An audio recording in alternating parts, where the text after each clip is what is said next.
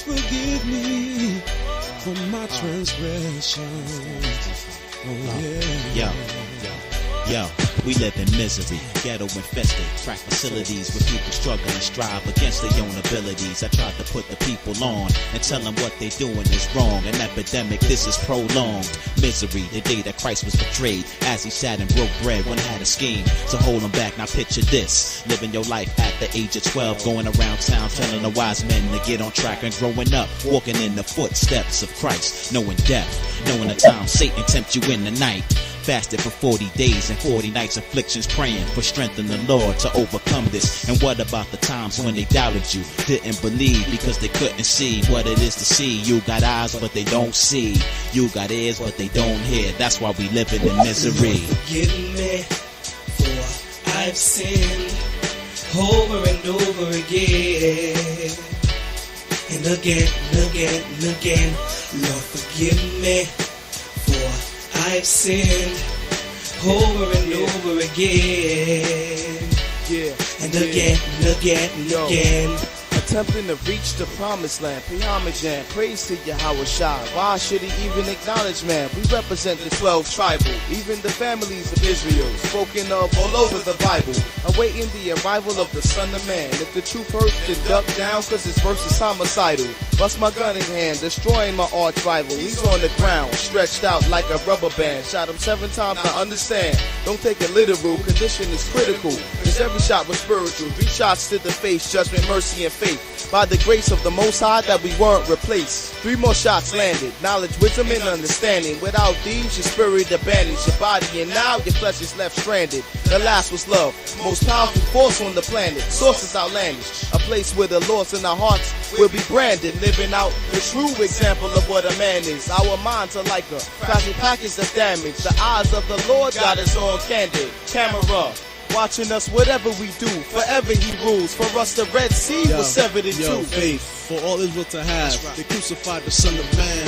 Wicked acts like him. I ran since I was a slave, mentally pained. I cry out to the Lord, but never in vain. We soon reign and have dominance like the days of old King Solomon. Low in tolerance. The Lord covenant, the promised land, right. The kingdom, the power, and the glory. Amen. Forgive me for I've sinned over and over again, and again and again and again. Lord, forgive me for I've sinned over and over again, and again and again and again. Ever since I get the Spirit of the Lord, I've been walking in the righteous path of Yahweh Shai, trying to keep my head up as I walk by all of the simple and perverse. Boy, this world is such a curse when I tell you, I mean there is no sign of the truth. No more praying in the booths or the tabernacles and our solemn feasts where we used to eat all the holy things put before the Most High when we cover sins. Man, you should have been there when I tell you,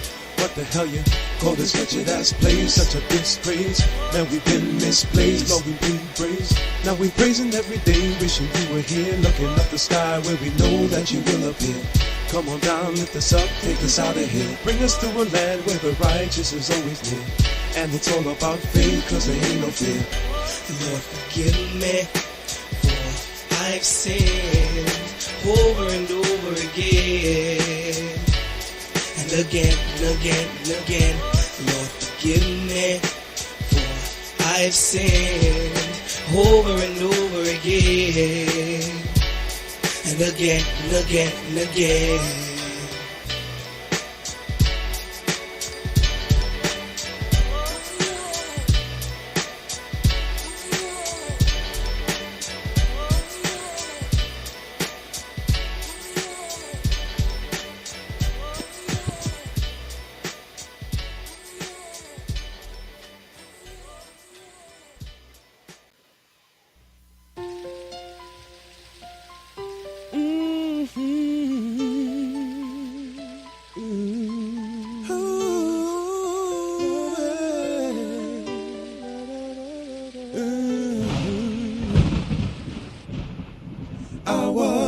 Despised and rejected, spit on and disrespected, came to my own afflicted. Why didn't they listen to me? The greatest sacrifice no other man could ever give. I gave my life and soul, knowing it would make you live. Spirit was willing, with my flesh I had to overcome. I asked my Father, pass this cup, but I was the only one to do His will, fulfill the scriptures to perfection. Lay down my life in hope of reconciliation. Christ is on His way. Will you be waiting for me? Christ is on His way. Will I find faith in Thee? Christ is on His way. Come to end all this confusion. Christ is on His way. Establish eternal righteous ruling. Christ is on His way. Will you be ready for me? Christ is on His way. Oh, will I find iniquity? Christ is on His way. I bear the sins of many. Christ is on His way. How could you do this to me? Of all the families on earth, you only have I known. My sheep who's lost in this world, to you my love was shown.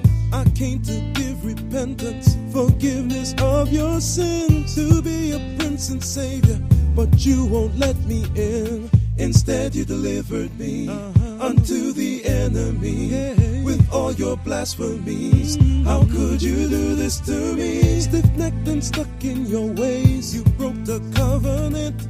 You only got a few days before I make my judgment. Oh, forgive them, for they know not what they do. What they do, what they do. I will plead with them face to face till I turn them back to you. Yo, you thought I wasn't coming back? Imagine that, watch the sky crack when I attack. I held back the winds from the four corners. Now you were gonna watch my battle wax get bloody. No one above me. It pleased them to choose me, to bruise me, but nothing could move me. You refused me like you never knew me. I didn't have to do it when I carried your iniquity, your wickedly witchery. Now you don't remember me. The whole world watched on my name. They lied, denied that I died, but so they pierced my side. Now I will return to burn, to unlearn, but the whole world heard, but forsook everything my I do word. is for the Lord. If I breathe for Christ. If I die for Christ, no matter the price. Understand it, I present my body as a living sacrifice. That's right. Repent, for the kingdom of the Lord is at hand. The coming of Yahweh Shai is nigh. And He prophesied when He was going to be born and died. I hope these cats realize that there ain't much time. First and foremost is Satan holds post. Keep your guards up and close with the armor of the Most High. He's not a man that he should lie. I hate when we teach Jake and they walk on by.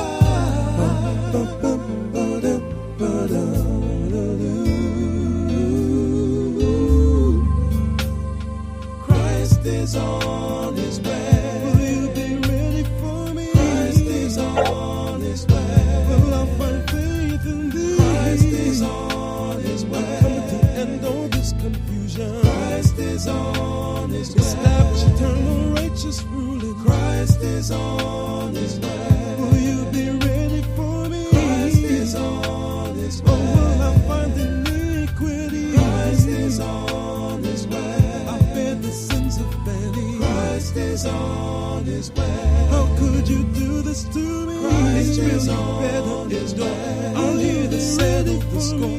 Turn up the nations for war. Ain't gonna take this no more. Israel, you better endure. I'm here to settle the score. Turn up the nations for war. Ain't gonna take this no more. Ain't gonna take this no more. Ain't gonna take this no more. Ain't gonna take this no more. Ain't gonna take this no more. Ain't gonna take this no more. Ain't gonna take this no more. Ain't gonna take this no more.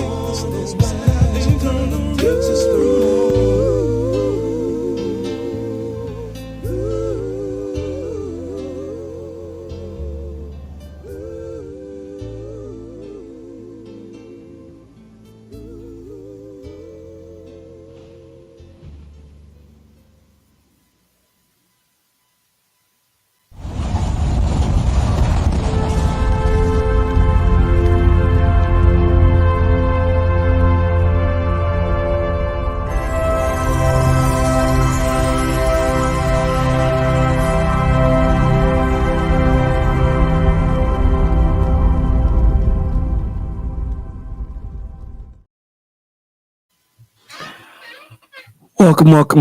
Welcome. Thank you for being here.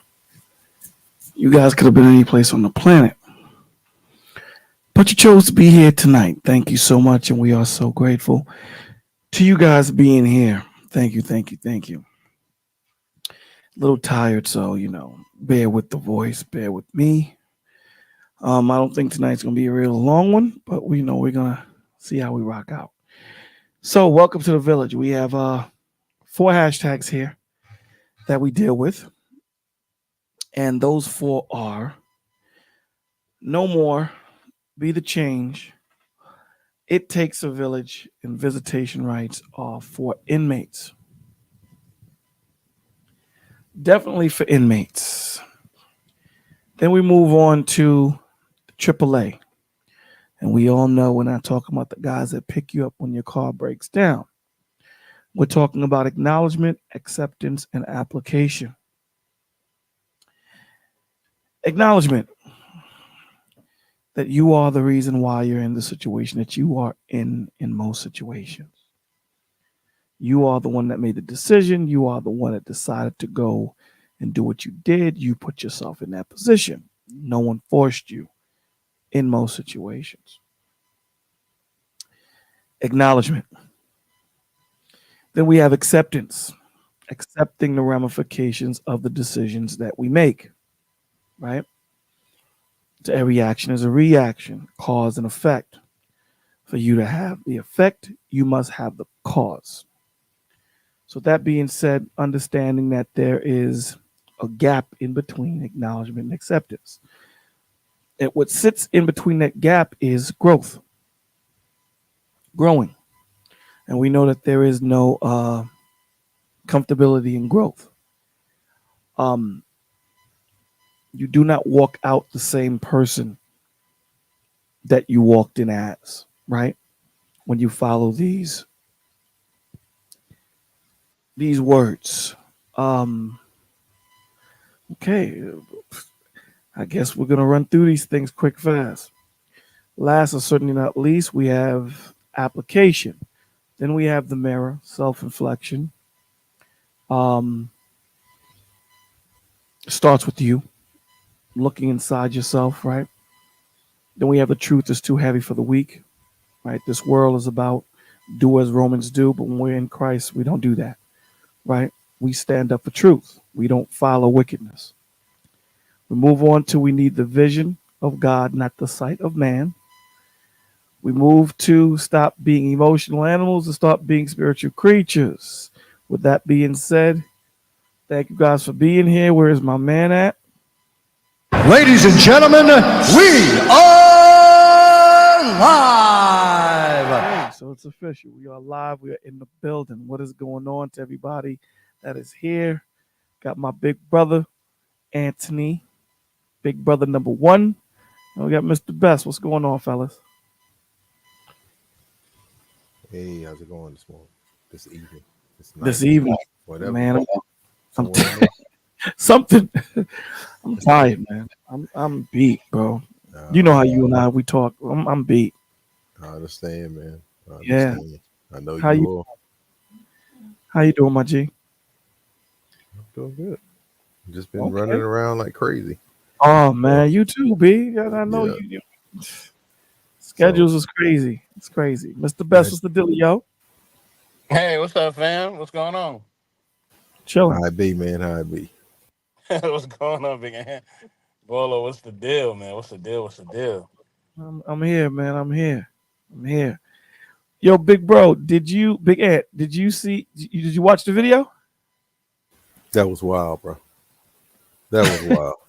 Oh man. Good night. Was it crazy?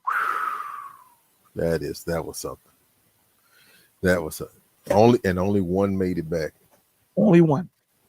Only and one. The deal is they didn't even try to get the other guys out. No. I think that's the part that was just crazy. And they said one stayed alive in there for like 4 days. Yeah. He had little air, the air compressors or whatever things on the back, and they tried to make their way out. It's crazy. And for those of you who don't know what we're talking about, there's a video of these 5 men that were repairing a pipe line off the side of Trinidad and Tobago. And as they were repairing it, the pipeline pipe burst open and sucked them in. Sucked them in. You know, these cats was in there for 3 to 4 days.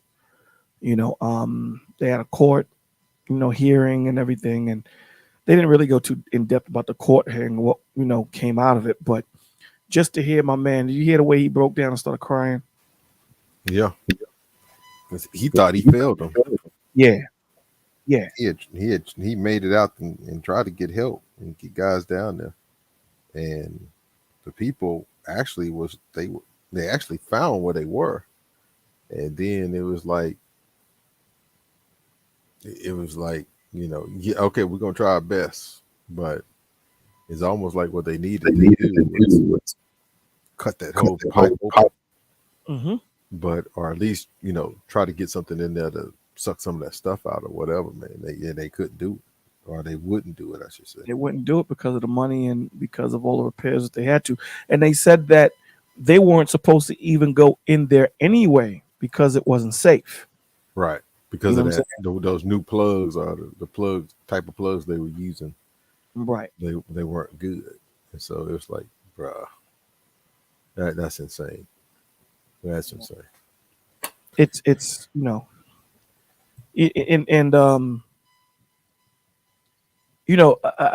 after the show this morning, Big Bro and I we had a conversation, and the reason why I sent him the video is because there was another video that was circulating, and I'm sure people have seen it about this. Did you see that video too? I know I didn't send it to you. Did you see it though, or did you? Which one? Is it the one of the woman that didn't want to get out the car because she was going to the Cheesecake Factory restaurant? I gotta send it to you. Yeah, no, I didn't see that. I'm sorry, I didn't send it to you. So the story is, they were supposed to be going on this first date, this guy and girl, and she was getting done up, doing her thing. He came to pick her up. So let me just set up the premise, or set up the stage. He's well to do, and I can only go off that by the car he's driving. Don't know the dude. He's well to do. Cars banging, from what we could see. So he arrives at her crib, and she's not ready. She's an hour late. He's downstairs. She doesn't let him up. Rightfully so. She says that, I don't know you, blah, blah, blah, blah, blah. Safety. So he's like, cool, all right. So they arrive at the Cheesecake Factory, and she's like, nah, I'm not getting out the car. So he gets out the car to go open the door to let her out, and she's like, nah, the type of woman that I am, I'm not doing cheesecake. Look how I look. I'm not doing Cheesecake Factory. That's not happening. A chain restaurant? Nah. So she tells him that. He gets back into the whip, and very polite dude, very polite, because I'd have went left, but he was extremely polite. And he was like, what are you talking about? She's like, well, this is a chain restaurant, blah, blah, blah, blah, blah. So he says to her, well, this was the restaurant we were going to go to, which was, an expensive restaurant. And she was like, yeah, let's go there. He said, well, we lost our reservation because you made us late. And she had a very masculine vibration at first. You know what I'm saying? Very defiant. No, I'm not doing this. No, no, no. So as he starts to break it down very calmly and says, well, this was where we were supposed to go. And she was like, well, why can't we go to a restaurant like that? There ain't others. He was like, nah, I'm going off your vibration from you telling me that we don't know each other, which I agree. You didn't want to let me in, which I agree, which I'm cool with. Why should I have to extend myself when you're not extending yourself? This is our first date. You dig what I'm saying? So at that point, he's turned off, and he's telling her, you know what, man? So at that point, when he starts to say this, she starts to calm down. So he says to her, you know what? I'm just going to take you home. Let me just take you home. And she's like, but we can't go. He's like, nah, I'm good.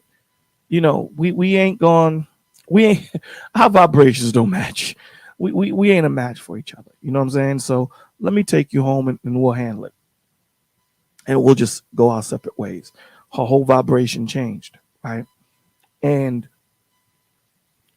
I preface this to say that it's crazy how when we look at this, when we look at the first off, anything y'all guys want to say about what I just said? Yes, sir. Go All ahead. right, look, man. For all you young brothers out there, or you brothers out there that's trying to get to know somebody, please learn the art of saying goodbye. Okay, learn the art of saying goodbye. Peace out. You're not, you know what I mean? I'm not doing this with you. Please learn the art of doing that, because the quicker that you do that, the quicker that God will bring somebody in your life that actually appreciates you. And that's also for women too.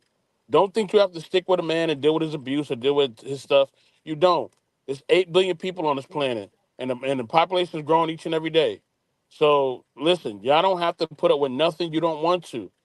Please have an understanding that if somebody doesn't appreciate you and they don't appreciate you trying to bless them and be in their life, please leave immediately. Okay? Leave immediately. And that's all I have to say. Okay. Well said. Big brother number one. Anything you want to add or say? I will say this. There is no person that you do not know that is worthy of the best of you until you get to know them. I will leave it at that.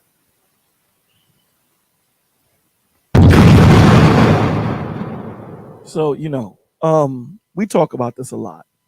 And I say, and I'll make my statement after these brothers just eloquently put it. Um, it starts with you knowing you, right? And I always give this example: when you have $100,000 diamond, you did the work, got it certified, you know where it's from, it's not a blood diamond, you've done all this work to certify it, you've done all this work, and it's worth $100,000. And people start offering you 20,000, 30,000, 40,000, 50,000. They don't offer you what it's worth, the value. You shortchange yourself. A lot of the times we let our situation dictate the decisions we make, which shouldn't be. We should move according to it, but we shouldn't let it be the end all be all. So a lot of the times we're not patient enough to wait for that one person that's going to offer you, right? That you have to have that buyer that fits that seller. A lot of the times we're not patient enough to wait. So because of our situation, we may just say, you know what, I'm going to take that $30,000, and you leave all that other money, 70 grand on the table. And then you get pissed off and upset when that person then sells it for 150,000.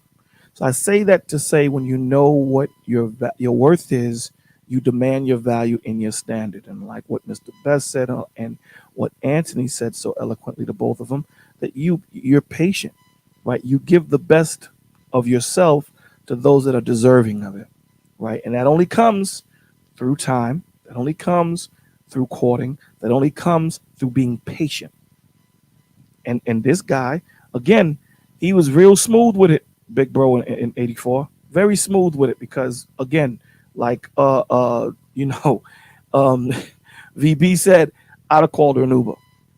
She wouldn't have been in my whip. You dig what I'm saying? But he's very calm, and he turned around, took her back. Again, I don't know if it's a sketch. I don't know if it's something they made up. It didn't look like it. And then this video of the guys that we were talking about, these were 5 men off the coast of Trinidad and Tobago. They were pipeline oil rigger guys, and they were hundreds of feet underwater. And this covering, this cap burst open and sucked them in. And rarely do we get to see footage of this happening. Rarely, right? So they're giving you the cartoon breakdowns. They're showing you how it happened, and then they say there was a GoPro, and this GoPro caught it all.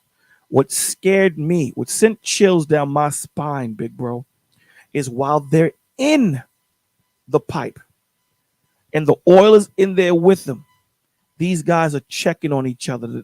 I forget the name of the head dude, and he's like, "Yo, brother, you guys are right." And one guy said, "Yo, my legs are broken." How did that make you feel when these guys were in the pipeline speaking to each other? I definitely commend them, but the majority of, from what I've seen overall, the majority of men, of hardworking men, always have a sense of a calm to them, a stillness, if you will, no matter what's going on. And that's one of the things that is something that is learned, right? I have my responsibilities. Things did not go right. Let me see what the situation is, and especially if you're with others that are with you, and are going through the same thing. One of the things, like this guy here, he knew he was in the pickle. Let me see if everybody else is all right. Who got sucked down here with me? You know, but we need to get together so we can figure out some type of strategy, or what's the best way we can get out, or even if we can see if we hear someone, one person left, or we missed someone, let's see what we can do to try to contact them and reach out to them, right? To see about getting us some type of help. But the one thing I noticed about the video is they didn't sit around waiting for someone to come and save them either.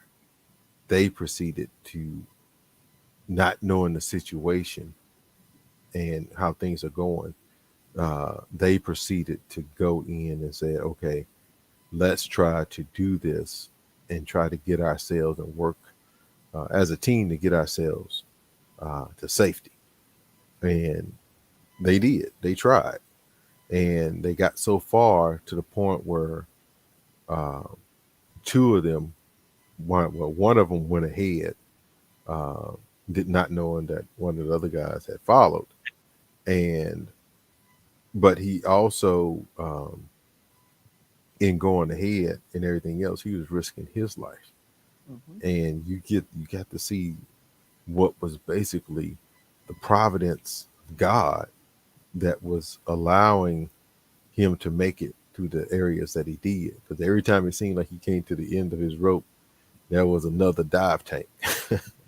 Right. There was another oxygen tank. And he went through that and he used that up. And as he's going and using that one, gets to the end, and he goes and he thinks this is the end for me. Bam, there's another oxygen tank, right? And so the stuff that was provided, the stuff that he was able to do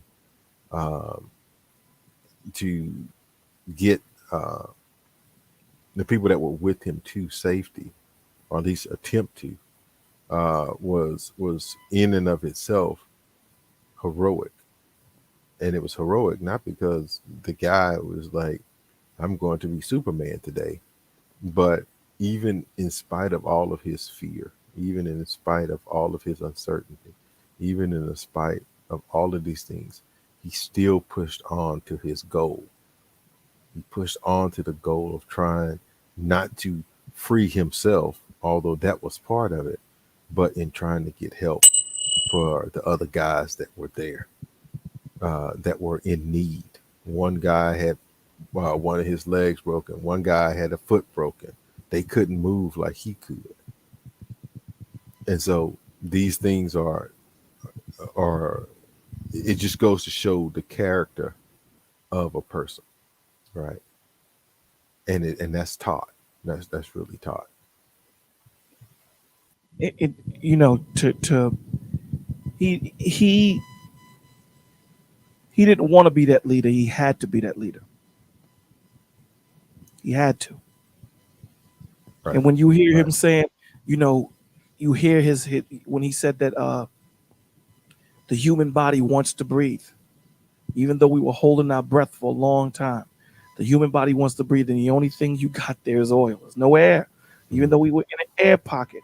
He said you tried to open it, and they're doing all of this with their eyes closed. He said every time you opened your eyes, now imagine you trying to open your eyes, and there's nothing but oil going into it. Nothing but oil is going into it. You know. Melephant, what he was talking about was there was a video that we saw earlier today, and it was a comparison. Basically what he was doing was a comparison on the video of the person who was spoiled and entitled versus someone that was acting selfless and with good character, right? And how they were basically able to move. And the whole premise of that story of what we're talking about right now, it was basically 5 guys working on a pipeline hundreds of feet down from an oil rig, and because of the company cheapening out on the equipment that was used to hold and pressurize certain things in place, they got sucked into the pipeline. And being sucked into the pipeline, it took them far in, and then they got stuck. And these guys are trying to find their way out. Go ahead. So that's just basically it. But it goes to show that when you hear people say that men are not needed, we don't need men. You know, and again, from the world that we come from dealing with Christ, we don't have these conversations, right? Because we know what our positions are, and we know how important both men and women are to forward the glory of Christ. However, we still have to go into these worlds and further his glory and bring that light. And when you hear in the outside world, when you hear women say, we don't need men at all, and like he said, you know, the self-entitlement of women, and you have self-entitlement with men, right? We have to understand that, you know, being a leader is not an entitlement. It's a service. It's not an entitlement. If you find a leader that's entitled, that's a bad leader to follow. I promise you that.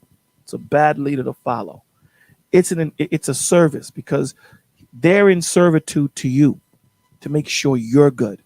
That's their job as a leader, to make sure you're good, to make sure the people are good. And that's what this man did.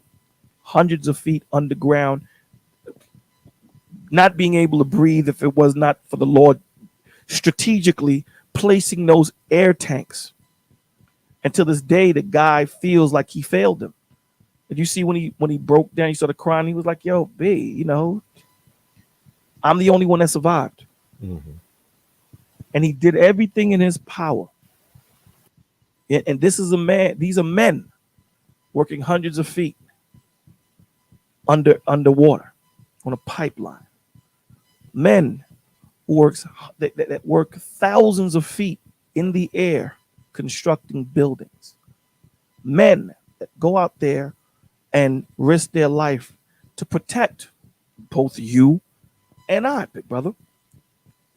So, you know, I'm saying this to say that don't let, you know, what society, don't let what these hurt men and hurt women, whatever it might be, push a narrative that when you're at your weakest point, you grasp after that low-hanging fruit to go with your narrative when that's not the situation.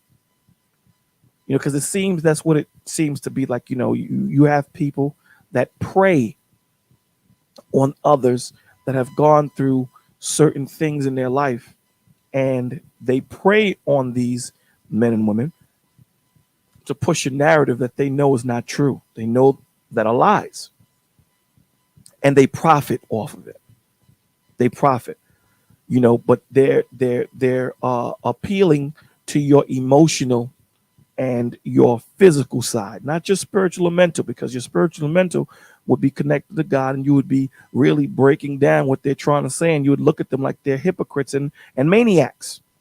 But because you're in that broken state, that that uh, uh, working from being too emotional, you fall victim. I mean, what do you add to that, Big Ant? Well, if you think I'm wrong, you know. No, but that's the word when it comes down to people having idle hands, right? An idle person has a sense of entitlement. A person who is not idle and who is about their father's business will never feel entitled. They will always have a sense of humility. And so when you look at these guys that were here, the reason why he was hurting so bad and why he constantly, the guy was constantly on the stand saying, I failed him, I failed him, right? Well, he's saying all of that because in his mind, he did fail him because no one else got out, right? Mhm. And that was a responsibility that he had taken on to see those men free. And even after he was able to get free, right now you could almost see it in his face that if he had to do it all over again, he would have tried to pull all of those guys with him, right? He would have found a way. Yeah, y'all can't breathe and do that, but we're going to try to do this all together. No man left behind type of thing, right? And you see that you hear people who's been in the military and have seen true war. You catch some of those veterans from the uh, Korean War or even Vietnam and stuff like that, and even the stuff that it wasn't on that grand of a scale when it came to Desert Storm, but things that happened in Iraq and Iran, uh, Iraq and Afghanistan, and you hear certain people talk about certain things happening and everything else, and you'll catch some of them not wanting to talk about it because it was just too painful. Because there were people that they knew and they had begun to form friendships with, and even to a point where it was a brotherhood, right? You watch my back, I got yours. And then to see someone's life taken out, quick, fast, and in a hurry before you can, even suck in a breath, right? But this is the person that you were supposed to have been watching their back, just like they were watching yours, right? It does something to a person, right? The person who survives, it does something to them. And so when we understand that and we look at it, it's a responsibility that most men carry upon their shoulders like boulders, even if it's not their responsibility to carry it, but they will carry it like boulders. Even in some of the jobs that are out there, right? You get to working with someone side by side, and they could call you in the middle of the night about an issue or whatever else, and asking for your help and your aid, and you don't think anything about it. You automatically jump in and you help.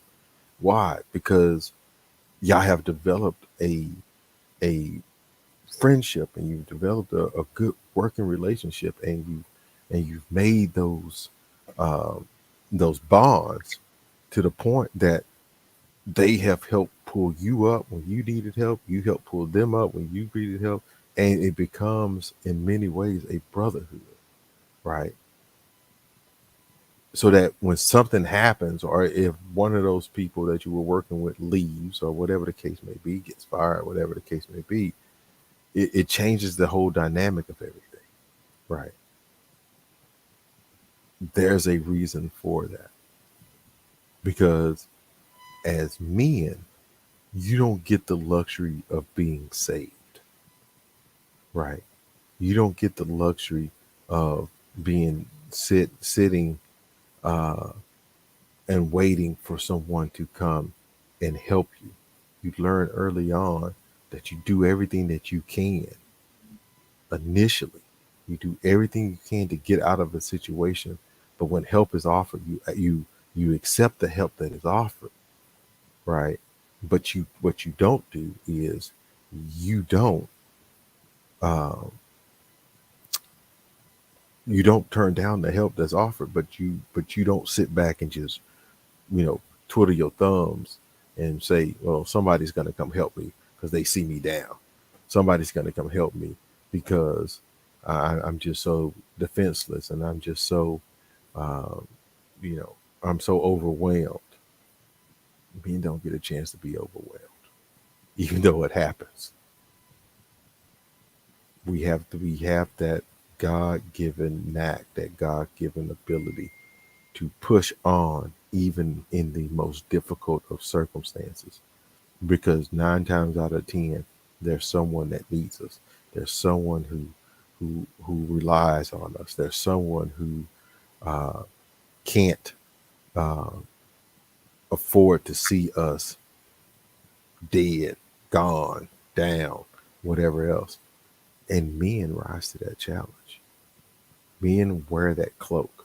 Men put that crown on. And that's why the saying, heavy is the head that wears the crown. There's a reason for that.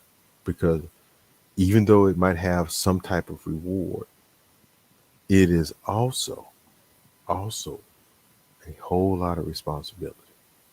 And not everyone is able or cut out to be able to shoulder that responsibility.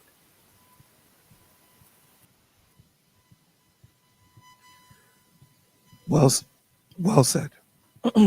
Well said. Well said. It's not something we don't have, regardless of how we feel, regardless of whether we're sick, hurt. We still have to move because, like you said, there's a responsibility of people that count on us to do what we're doing. And we don't have that in most situations. That point where we can just lay down and just stay down. The world, it doesn't offer us that. It just doesn't. And it's unfortunate, that this world is the way it is, but we're here and we have each other, right? So Well, and that's the awesome. yeah, and that's the beauty of having a great marriage, right? That's the beauty of that. Because when you have that person that God has provided for you, right, in many ways it helps to lessen the load that you have, right? I was listening to radio show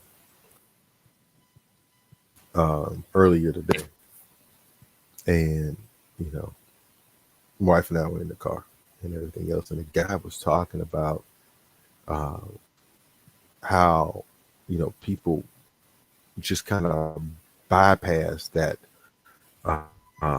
piece when he's talking about how because he was talking about how the guy was talking about how the Holy Spirit is a helper, right, and everything else, but he helps us in the way that we need the help, and he correlated it with Genesis, and he's talking about the when Eve was created for Adam, and because God had said that there is a that man needed a helper that was for him. So he says, when the guy said, when you look and you come across the tree, the King James, and you see where it says help me, and everybody was like, help me, help me, it was the helper, blah blah blah. But he says no, it goes further than that. It's the helper that was for him. It was the helper that he needed, right? It was the one that he needed. No one else could be the helper that he needed but this woman. And so when you start looking at that and you start to understand that whole concept, that the wife that God gave you is the one that you needed. That is the one that was made and created for you. It changes the dynamic. It really does. Because now it's not that any other woman could have been the helpmeet that I needed.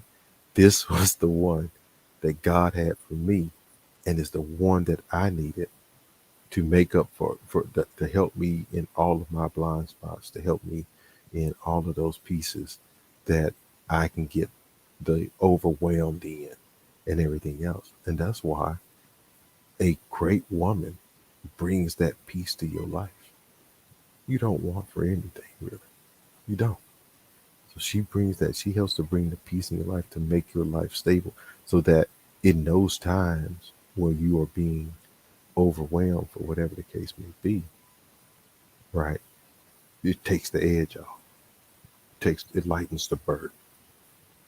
Right. And this is the way that God had ordained. So when you look at, when you're talking about that first video and the woman that was in that first video and everything else, the guy was right to let that go. Why? She was no helper.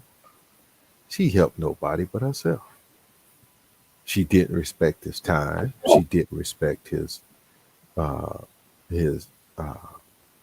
integrity. She didn't respect anything at all in regards to this man.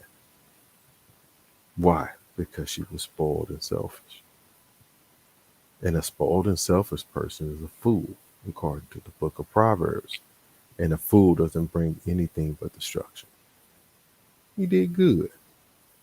She should have been happy that she went to Cheesecake Factory. She should have been happy he just didn't take her to McDonald's, give her a Happy Meal, and drop her off at the corner. Called it a day. Exactly. It makes no sense. I'm gonna see if I can send you that video. I gotta find it. But he was extremely polite. Mm-hmm. Extremely polite. But he had good. That was a man that Absolutely had good character and integrity. Right. Yes. Absolutely. So I'm gonna try and show the video. You know, my computer's been acting up. I'm gonna try and show it. So hopefully, you know, we can get that popping. Hopefully we can do that. So Let's see if we can. Okay. And I'll put us on the bottom. No, it's been on the side. So that's off the coast of Trinidad and Tobago. This is where, you know, the men were working. I'm just going to jump from part to part. These. Okay, I went too far. Hold on.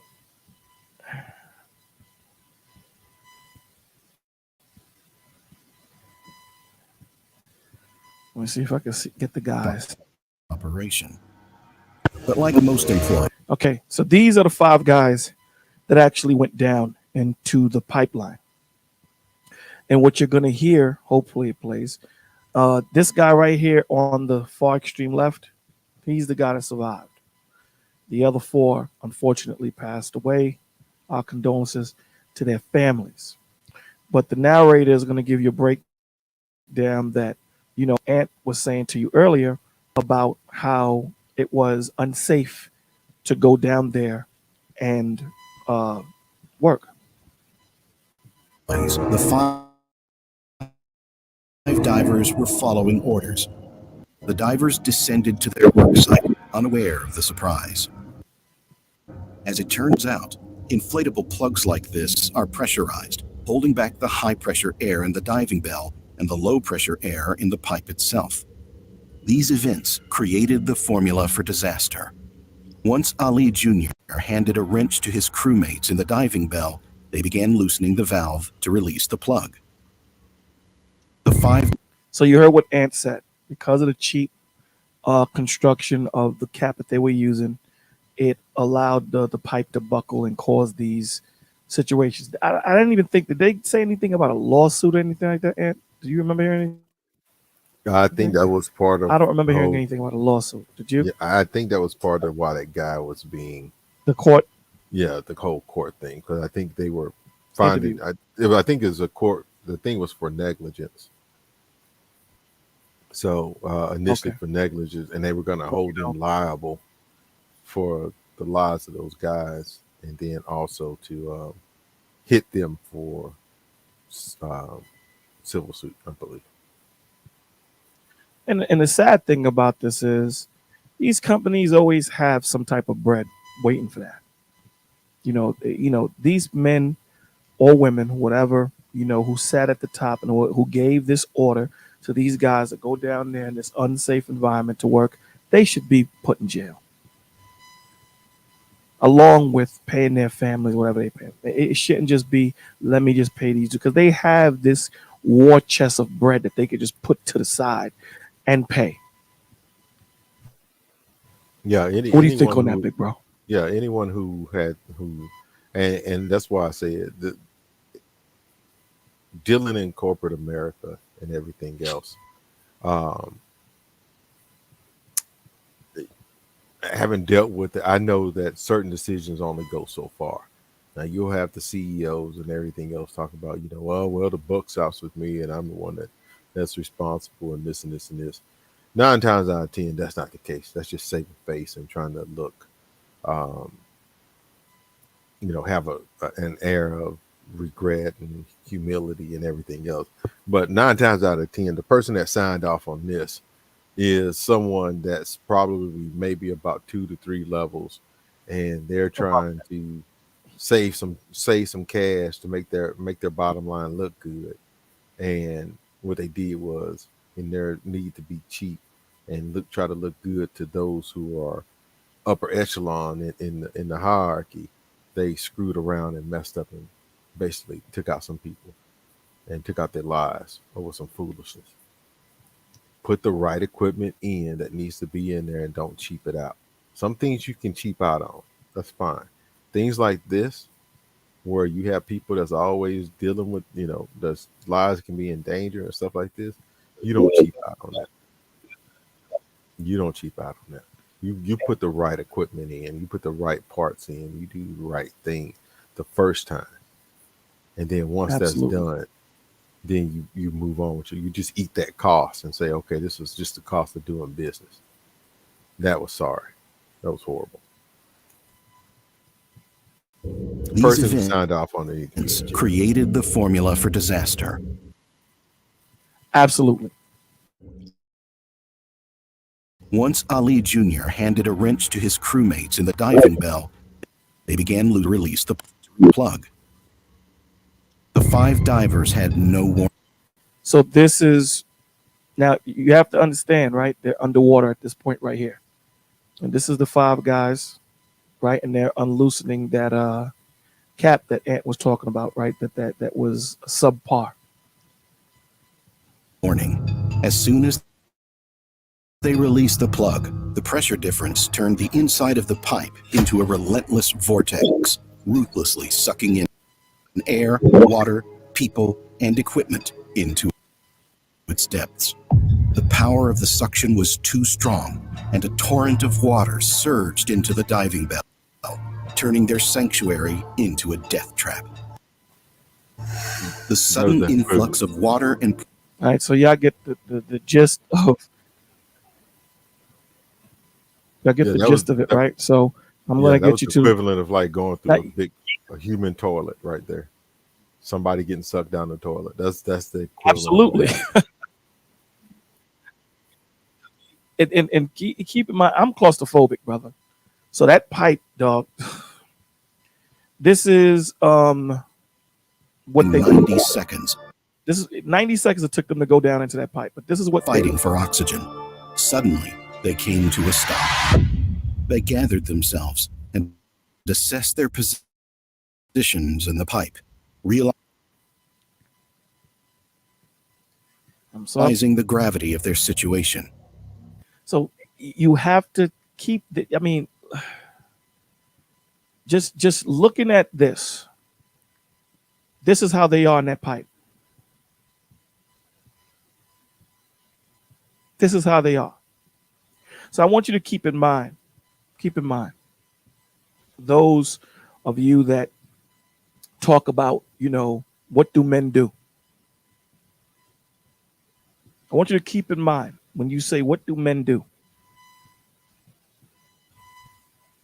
Keep in mind, this is the jobs that these men are putting their lives to make sure that you're able to turn on that fire, to make sure that when you pump your gas, to make sure that your elevator is done correctly, to make sure that that building is built correctly, to make sure the infrastructure is sound. This is the purpose of this of Big Ant and I doing this. This is the purpose. So for those of you that that are in that thought process of, what do they do? This is just one of the dangerous jobs, many dangerous jobs that men take on. You want to add anything before we go on, big bro? No, you good. Okay. Of their situation, they discovered that the violent tornado of water, air, and oil left them settled somewhere in the line where an air pocket allowed them to breathe. The sole survivor, Christopher Boudrum, vividly recounts how it went down. Tornado, everything just spinning and beating you up, and it happened so fast, I couldn't react. The only thing I remember able to do was cover my head, like in the fetal position. After that, all I remember, I didn't even remember actually getting pulled in the pipe. I just remember going hurled through the pipe at unbelievable speeds. I couldn't hold my breath no longer, man. Throat, and you're holding your breath for too long, after a while, your body, your lungs just fight. Yeah, waist closed, you see a noise. When he said that, I started shedding tears, dog. I started shedding tears because there are so many times, like, you'll hold your breath, but there's just so long you can hold your breath for. And you know that the environment that you're in, you're surrounded by oil, you're surrounded by seawater. Can't breathe. You can't open your eyes to assess what's going on. And when you guys hear these men talk to each other, the calmness that the Lord put on these men was amazing. Nothing less than that. Because anybody else, I think, would have flipped out. These guys were calm. Do you agree with that, big bro, or do you think I'm just going too far into it? No, that's 100%. That's 100% right. That's It's shocking. It's crazy. It's crazy.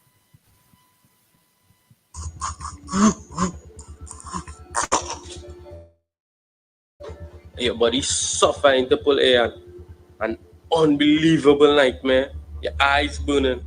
Every time you try to open your eyes, it's burning. You're pitch black, you can't see nothing.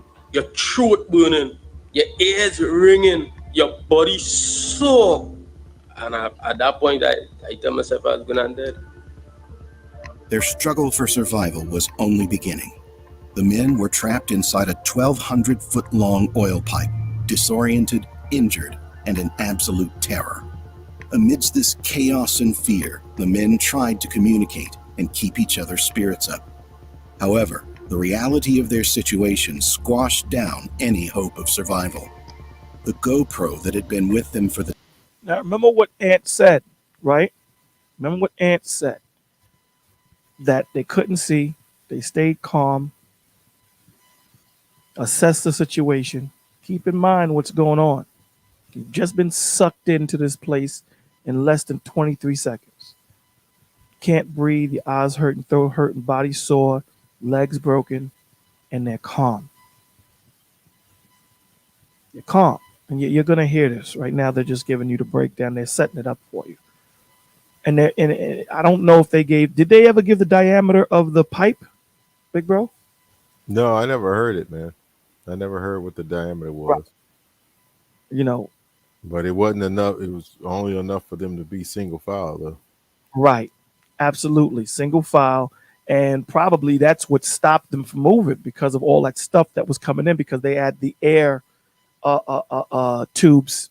I forget what they call them, but air tube that they had to breathe. But let's go on.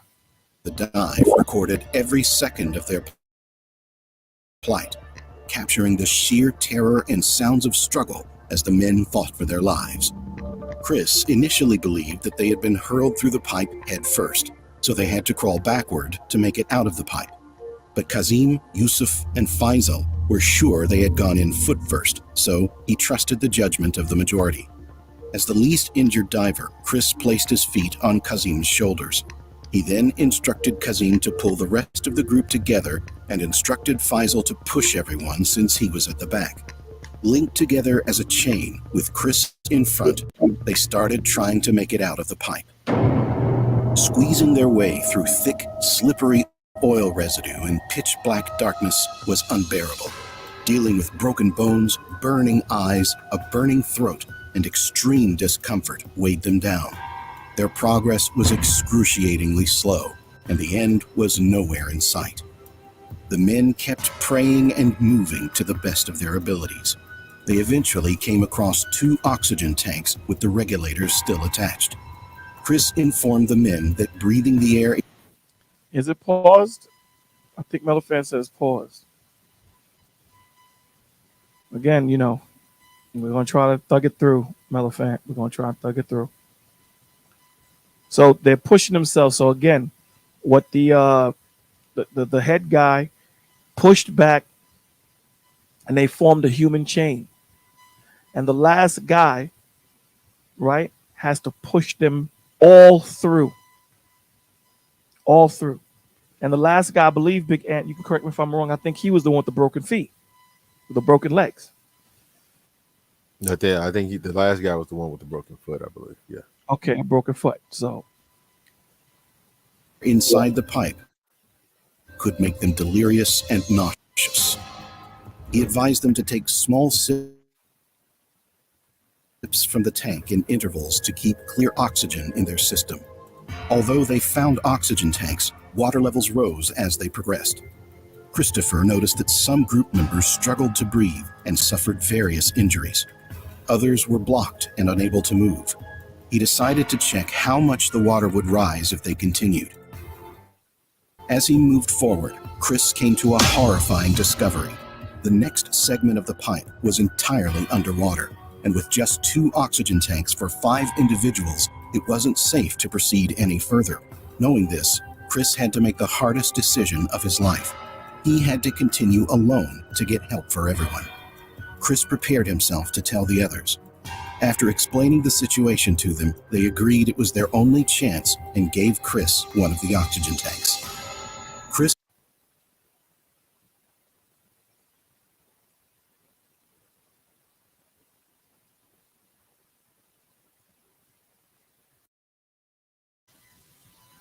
weigh in on that, big bro, because that right there is crazy.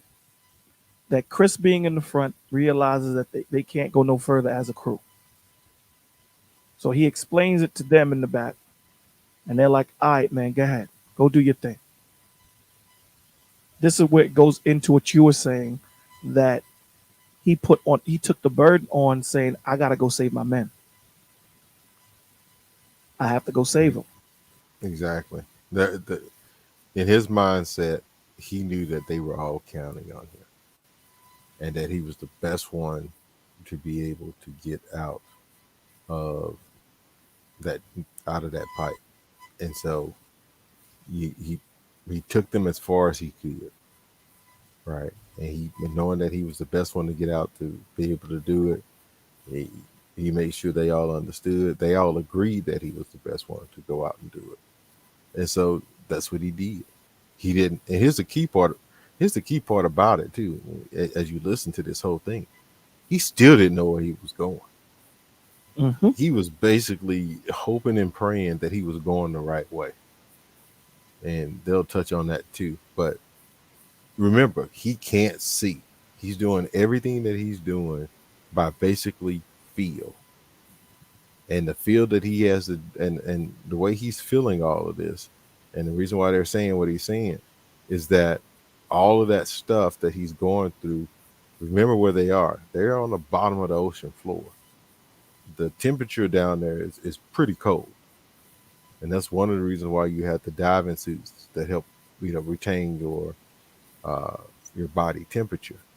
But he's having to trudge through all of this partially solidified oil and debris and everything else, trying to make it in what he hopes is the right direction, and not being able to see, knowing that his hearing is not really much to hear, and he is just basically moving blindly along.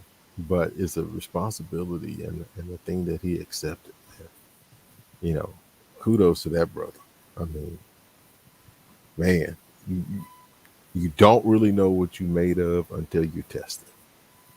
Far enough. Absolutely. Promised that he would get help and come back for them, and left. Still not entirely sure if he was going in the right direction and how much air he had left in the tank. He swam through the submerged section with the tank in front of him, hoping he would find another air pocket soon. The entire pipe had flooded sections, and some contained air pockets.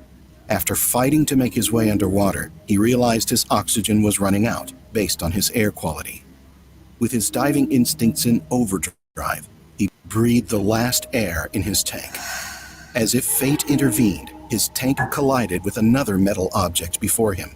It was another oxygen tank. You gonna tell me God don't work? You gonna tell me he don't work? When you have to press forward, he's there waiting on you. He is there waiting on you, but you have to press forward to get to that next portion. And that's what this dude did. Unfortunately, he had no other choice. Don't say the Father ain't with you. He is. Always. I don't know if you want to add to that, big bro. Hey, like I said, man, it's one of those things where when this was providence, man. This was providence. And every step that he was taking, every move that he was making going up that pipe, he was hitting those. Here's the key. He was hitting all of the. It probably brought him some hope because he was hitting all of the different oxygen tanks that were left behind by the guys that were further back. Because remember, it sucked up all of their equipment and took it down there too. And the oxygen tanks will be lighter than, full body people. So it was very crazy. It really was. And it goes to show you that we have to press forward, right? As hard as it is. And again, providence. This brother didn't know what he was going into. The same way you don't know what you're going into when you go through your hard times. The enemy wants you to stay where you're at. That's what he wants you to do. We got to press on. Having faith. Remember, there is no comfort in growing. We're traversing a land that we've never been through. So, of course, you're going to be afraid. But know in your heart, know in your spirit, you are not alone. Because hope, when you take hope from somebody, that's when they stay where they're at. When you give them hope, that's when they press forward. This man had no choice. Hope was his friend.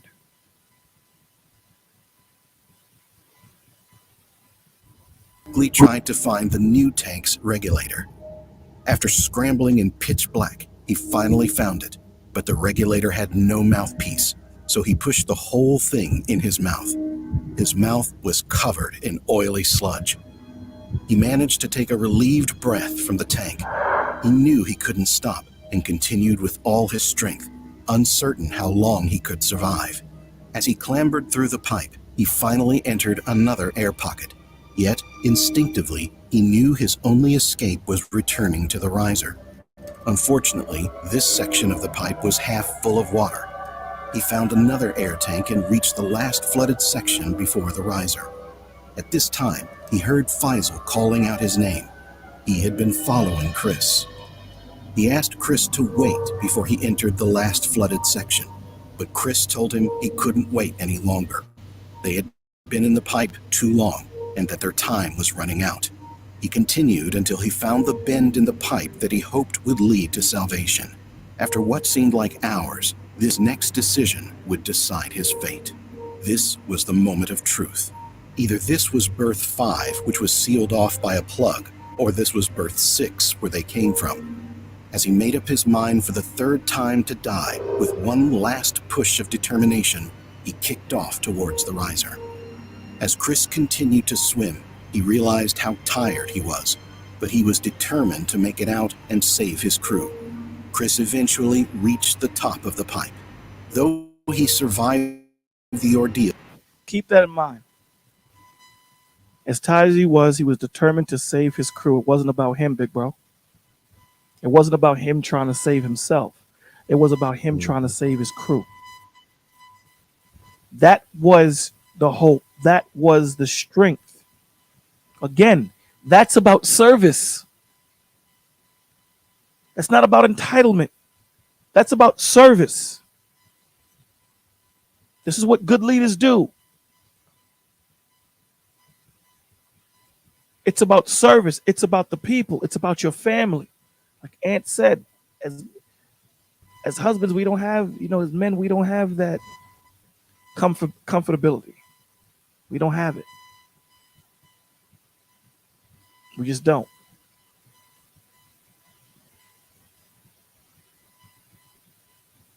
It wasn't over yet. As Christopher recounted the situation to the medical care staff, he recounted as many details as possible about the men and their position. Unfortunately, the rest of the LMCS team couldn't believe Christopher's story. The company assumed that the pipeline was full of oil and that any oxygen tanks they had would only give them an hour of air each. Rescue divers from the LMCS team dove down and knocked on the pipe, trying to find where the men were. They received the satisfying sounds of someone knocking back, undoubtedly providing the trapped men hope. But the LMCS team had yet to find a way to get them out. As the hours ticked by, the 4 injured divers suffered through their injuries, dealing with dwindling air, a curtain of suffocating oil fumes, rising seawater, and carbon dioxide.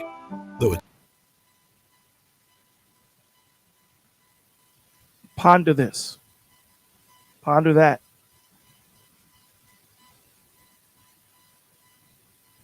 That every day that these men went out, in the back of their mind, although they didn't want to think about it, in the back of their mind, something like this can happen, big bro. Yep. And the deal is, that it's almost always one of those things that that the possibility is there, right?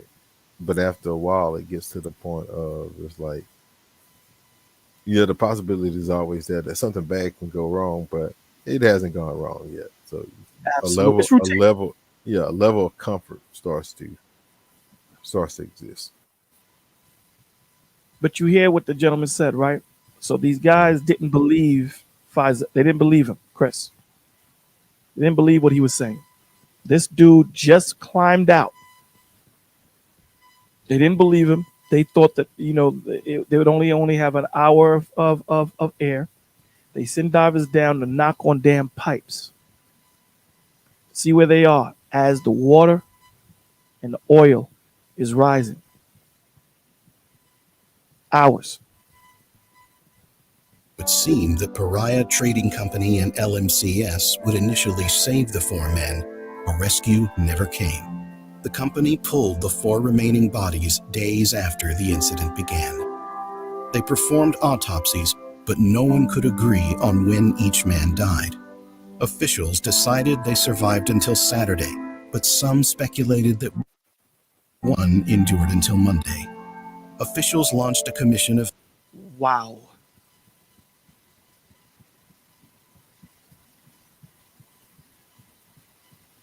You're stuck in this pipe, oil, water, for days. Not only the negligence of not putting a suitable cap. A survivor comes out and tells you, I got 4 guys behind me that's alive. They don't believe you. They don't send air tanks. They send divers down there to knock on pipes.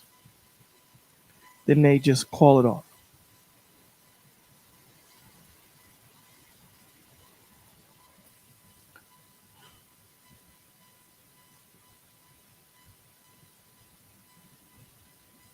What are these men thinking while this is happening? It's not hours, it's days. That's crazy, Ant. Well, yeah, the whole time they're probably thinking that help is on its way. Absolutely. Did the guy get out? I would believe the guy must have got out. And now you hear banging on the pipes, and you're like, "Oh, they found us!" Because they start answering back. They found us. They found us. Right. And so the whole time you're having hope that they're trying to get you out. But yeah. The only thing I could think the reason why is to break that pipe up in the middle would have cost them an exorbitant amount of bread. And they didn't want to, right. And they didn't want to go through that. It was easier to pull out bodies when, the overflow pushed them through. Because, when you're awake, you're holding yourself. You try not to, It was easier to do it that way than to send people down there and save these men's lives. You found them. You found them. But we don't need men. Okay. Inquiry in Trinidad and Tobago to investigate the circumstances that led to the Paria diving tragedy. Because everything inside me open and rescue. Everything inside me open and rescue was going on. Nobody was making an attempt to rescue me. I always somebody who doesn't know what's going on, and I don't know. Always somebody who can control and see things through, and I feel like that's the leader.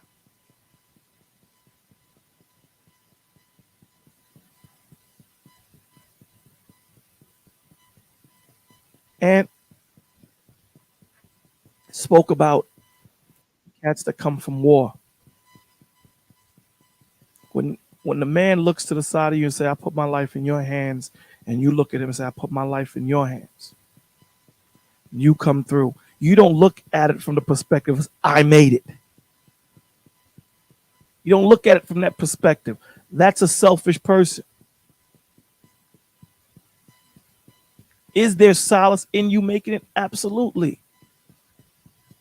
But you carry that burden of knowing your men didn't. Look at the words he said. I failed them. He didn't fail them. The company failed them. They could have been saved. He did what he had to do. He made it through and told him, the other 4 behind me, they didn't believe him. They even sit divers down, banged on the pipes. And like Ant said, they got a response. Word, they found us, Ant. They doing their thing. They called it off.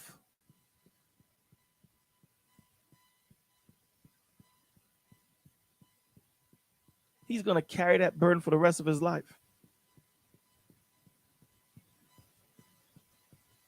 the last picture that they took before they went in, and then you're gonna. You got anything you want to say, big bro? No, you got it, man. You got it.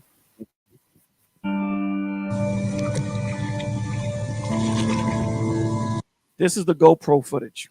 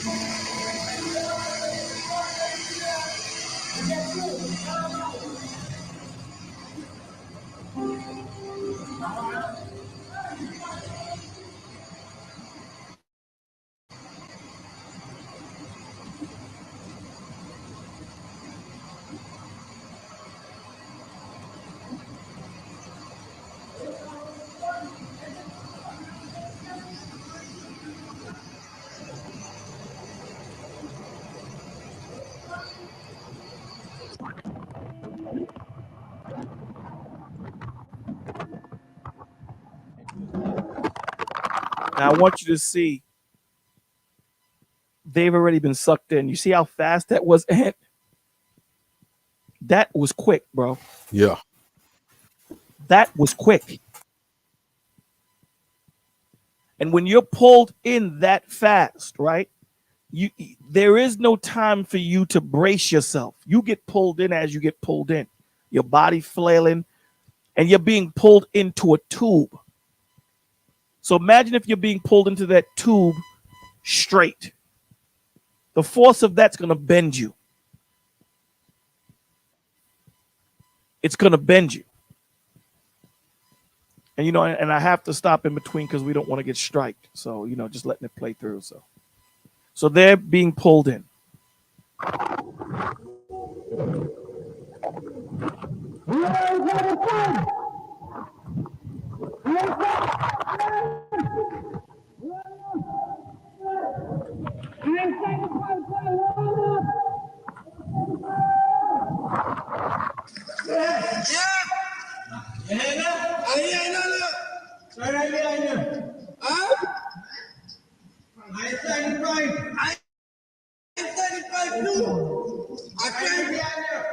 I'm trying to come up. Yeah.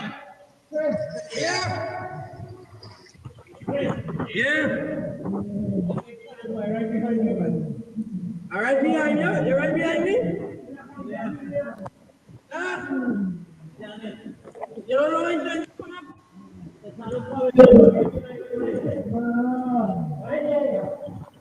Who making all that noise? Come on, all that we let's figure it out. We gotta go. We gotta start moving.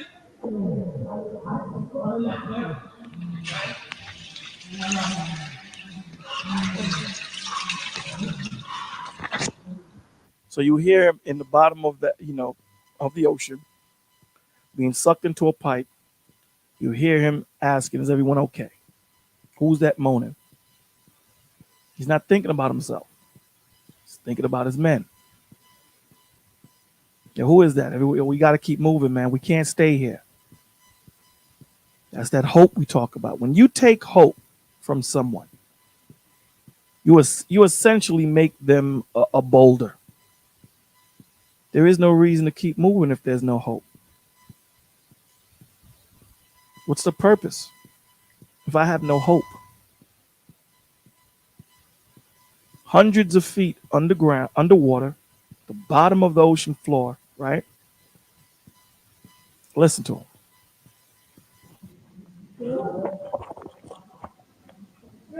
Yeah. Where you at? I don't know. I'm trying to come up. Trying to come up.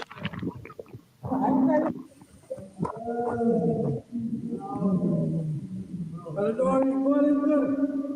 All is good. I'm going to get you there.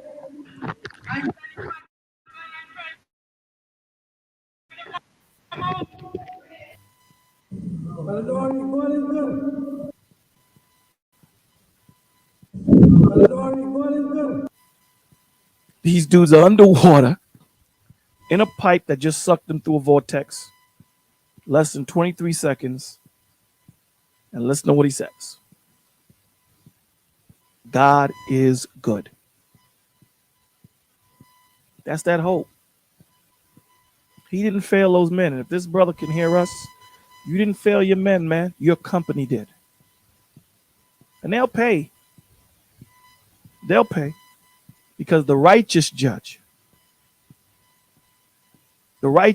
will judge. He will hold them accountable. You didn't fail them. You did what the Lord put on your heart to do. God is good. In a pipe with oil and water, can't see, hard to breathe, broken legs, broken feet, and still able to say God is good.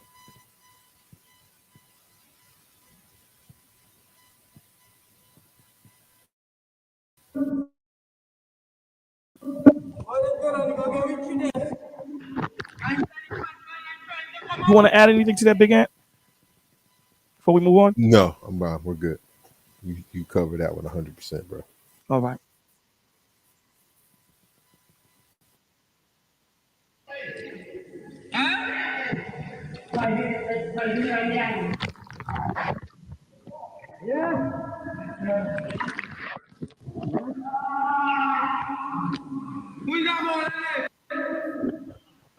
Yusuf! Oh, Yusuf! How long you have to walk before you meet Friday? You want fight once again all the time? Now, keep in mind when he's saying how long you have to walk before you meet Pfizer, he's not talking about literally walking. He's talking about crawling. Because remember, at this point, they're trying to put their, foot on shoulder, so that they can move up like a worm. So that's what he's asking, just to make sure everybody's together. So that's what he means by walk. Right now. Who else with you? Can't with you. Right there, where? Can't everything all right with you? No. And your leg break? Your leg, all right. Fine. Anything happen to you? Yeah. Fine? No, why? Yusuf, anything happen to you? Yeah, fine. What happened? All right. Sucked forcefully into an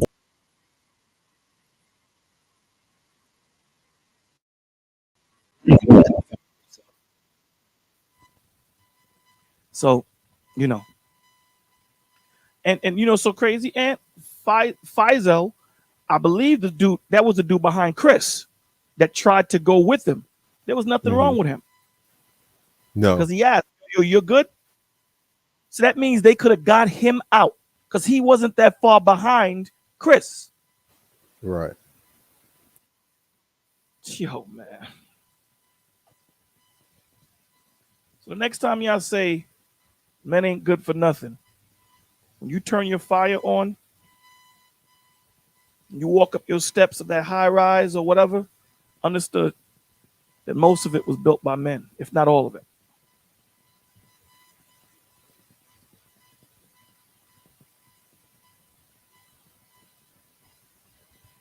But this goes deeper than that. This goes into hope.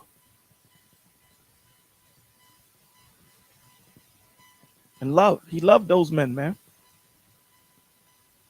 What pushed him and propelled him forward was hope and love. And what's so crazy, even in there, still saying God is good, man. God is good. Why? We alive. We say this every morning when we do the reads. Every morning. It is the day the Lord provided. Rejoice in it. I paraphrased it. You're alive. It may not be the best situation, but you're alive. You're breathing. A lot of people didn't wake up. Rejoice in that. Rejoice in it. Me and Big Brother in 84, y'all can weigh in.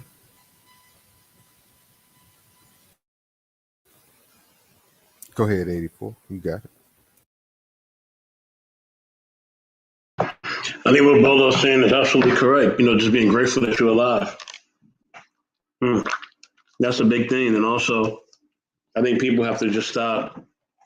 I did an Instagram live about this, about people saying that they don't care about men, and men can't show emotion and man up and all that, and men can't cry and all sort of stuff.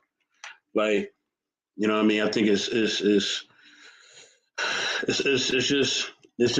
a big thing that's going on where people just telling men that they can't be expressive of who they are, and the sacrifices that they make are not important. I think it's a real cruel thing to say, and it's a real inhumane thing to say. So as you see, man, men, we show emotion, and the emotion that we show, is genuine. We do have genuine emotion. I'm not saying we're perfect, because no one is, but in that, no buts. It's just like, we need to be appreciated, just like just like women need to be appreciated. Everybody has value, and everybody needs love. And when people are in a particular field, whether it's coal mining, whether it's pipe dwelling, whether it's a fireman or a police officer, or even a soldier in the military, these people are putting their lives on the line for the people. And we got to appreciate them, and we have to honor them, for what they do. So salute to that team. Salute to everybody that put their life on the line to try to fix that pipe and try to do the right thing to restore services to the people and make sure the water was running sufficiently. And yeah, salute to them. So that's all I got to say.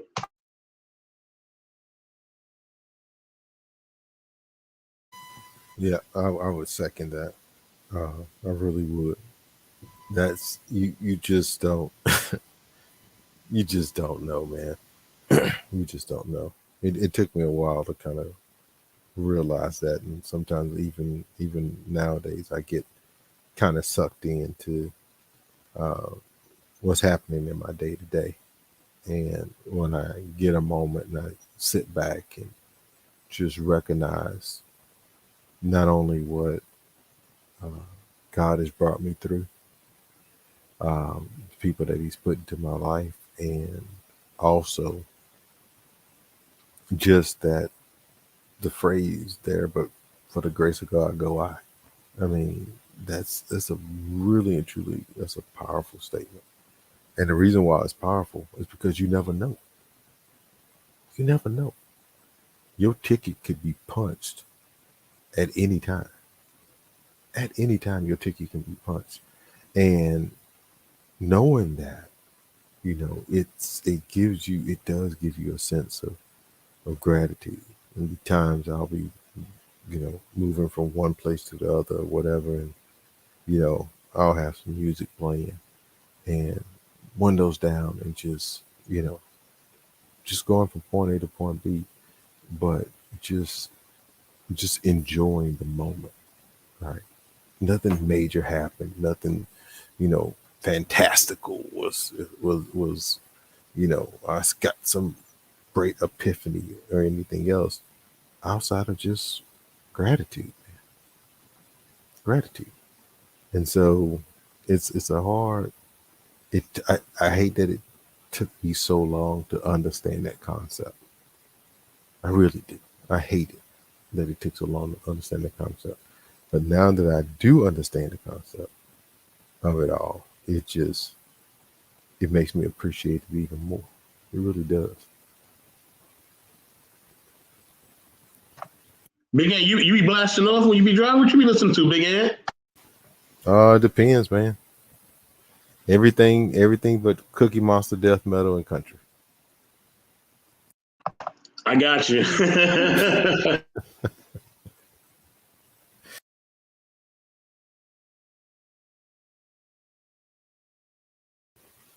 I see Joseph is in the building. What's going on, man? Hello. How you been, man? Hey, how's it going? Wow, pretty good, pretty good. Joseph, what up, man? Long time no speak. Yeah, it's been a while. A few weeks. How you doing? Doing pretty good, man. What about yourself? Pretty good. Just focused on the mission, man. I Focus hear on the you. I purpose. hear you. Go ahead and weigh in on the subject. Yeah, I saw. Well, let's say I saw most of the video. I didn't care to listen to the last 2 minutes for obvious reasons. But the rest of it, yeah, that's. I think people are just far removed from the realities that us men, the risk we put ourselves through, the physical harm we endure. We have a very high tolerance for it because of just how we're built. And testosterone will make us do some crazy shit. We start off jumping off of roofs and climbing trees, but that's what gives us the fortitude to go into becoming divers, firefighters, policemen, builders of society, and just I think this gives a very clear perspective on the risk that we take in order to build the society that we live in, and that at one point in time, women used to appreciate, as well as children. So there was a lot of respect there. I don't know at what point in time they became so far removed from the reality of how the physical world is built and creating the comforts that they have, the running waters that we have, we walk into the super food market and it's just thousands of different options of food. We take that for granted. But I think that we got removed from that because people don't have to farm anymore. People don't have to go and fetch water in the well anymore. People don't have to fight their own wars anymore.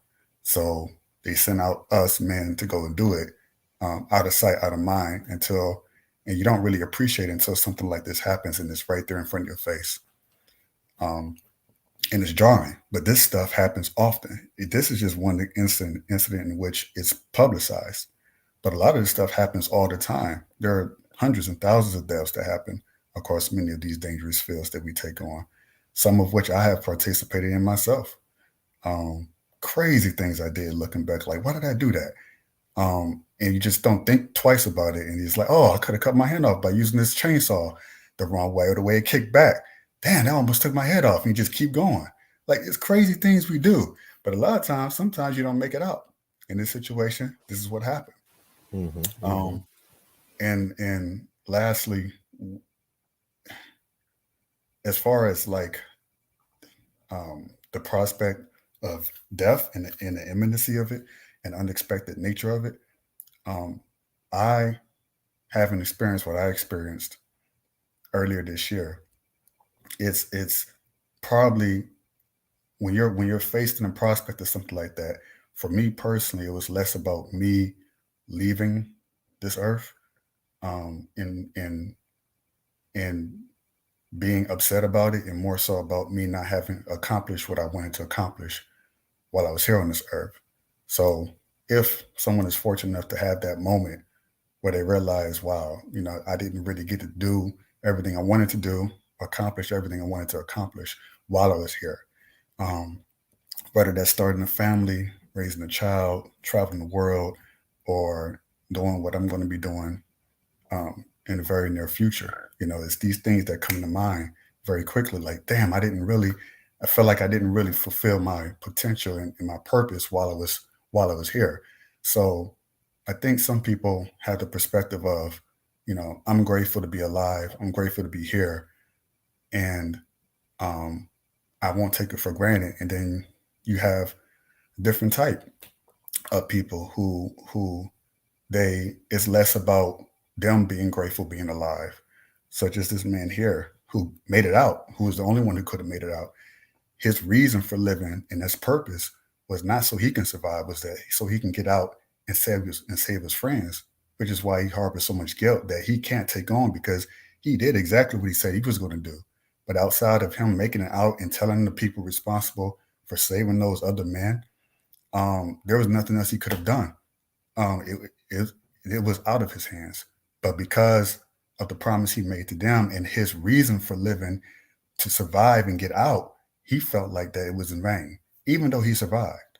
So when you're in a situation like that, whether you're in the face of a barrel of a gun or you're faced in a pipe that is seemingly impossible to get out, or you're in a burning building and you realize there's fire all around you, these things come to mind, and your will to live can change. Because on the surface, it may seem like, oh, well, it's about me trying to make it out. It's about me trying to survive. It's about me, living versus you living for others. So it's even in that dire situation where we feel like there's helplessness in our situation, the will to live is a direct result of you wanting to be of service to others. Like Bolo said, like you said, it's that war. You're in a war mentality. It's not necessarily about you surviving the gun battle. It's about making sure your brother in arms next to you survives the gun battle, even if you don't. And that brother feeling the same way about you, even if they don't. And ultimately, that's what humanity is about. That's how we're built. I feel like as men, we're built to endure these things. And just to circle around back to the first point, it's that lack of respect. That this is the reality of things. This is how it all comes about. This is how society is built. You have people who cut corners like this, and sometimes the corners aren't cut. Sometimes it's just mistakes like this happen. You can cross all the T's, dot all your I's, and it's still going to end up, maybe cutting off a limb or, getting hit by a truck, or you're driving a semi truck. That's a dangerous profession. But people don't think about, how their food get to and from where they go. They don't have to farm their own food. You just go and pick up stuff and you pay a little cash and you're done. But these men endure a lot of the hell, the sleet, the snow, crashes. It's a lot that goes into it. 40, 50, 60-hour weeks is insane. And that's just driving a truck. So all for the purpose of ensuring that everyone else has comfort. Everyone else enjoys the luxuries of life that most of us take for granted, including men. But we take it for less granted just because a lot of us are involved in those professions. Some of us are electricians and plumbers and things like that, HVAC technicians. So we can see it firsthand because we're involved in it. But the further removed we are from it, then the less respect and appreciation you have for it.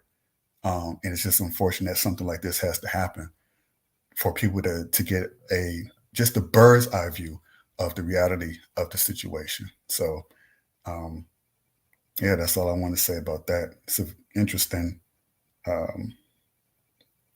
video, to say the least. But I'm not surprised. I'm like, I'm surprised they caught what they caught, because you almost never, you hear about it, stories about it, but does it go national? Does it get televised? Very rarely, very, very rarely. But most of us men, we know other men who have been through things.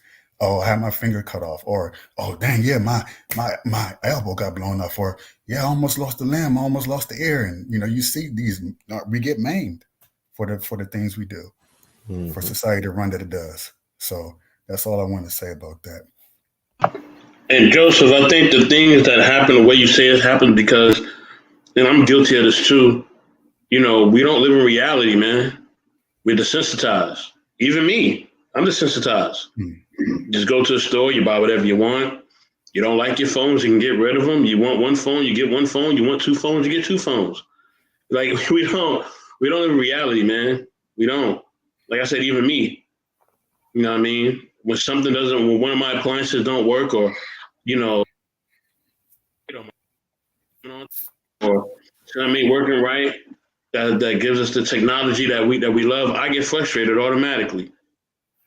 Not thinking about what it takes to make these things happen, because I'm so used to living in convenience. You know what I'm saying? And that's really the problem with all of us. We're so used to living in convenience. Living in convenience is good, you know what I mean? But it also makes us selfish. It makes us not grateful. It makes us desensitized. It makes us not empathetic or sympathetic to the.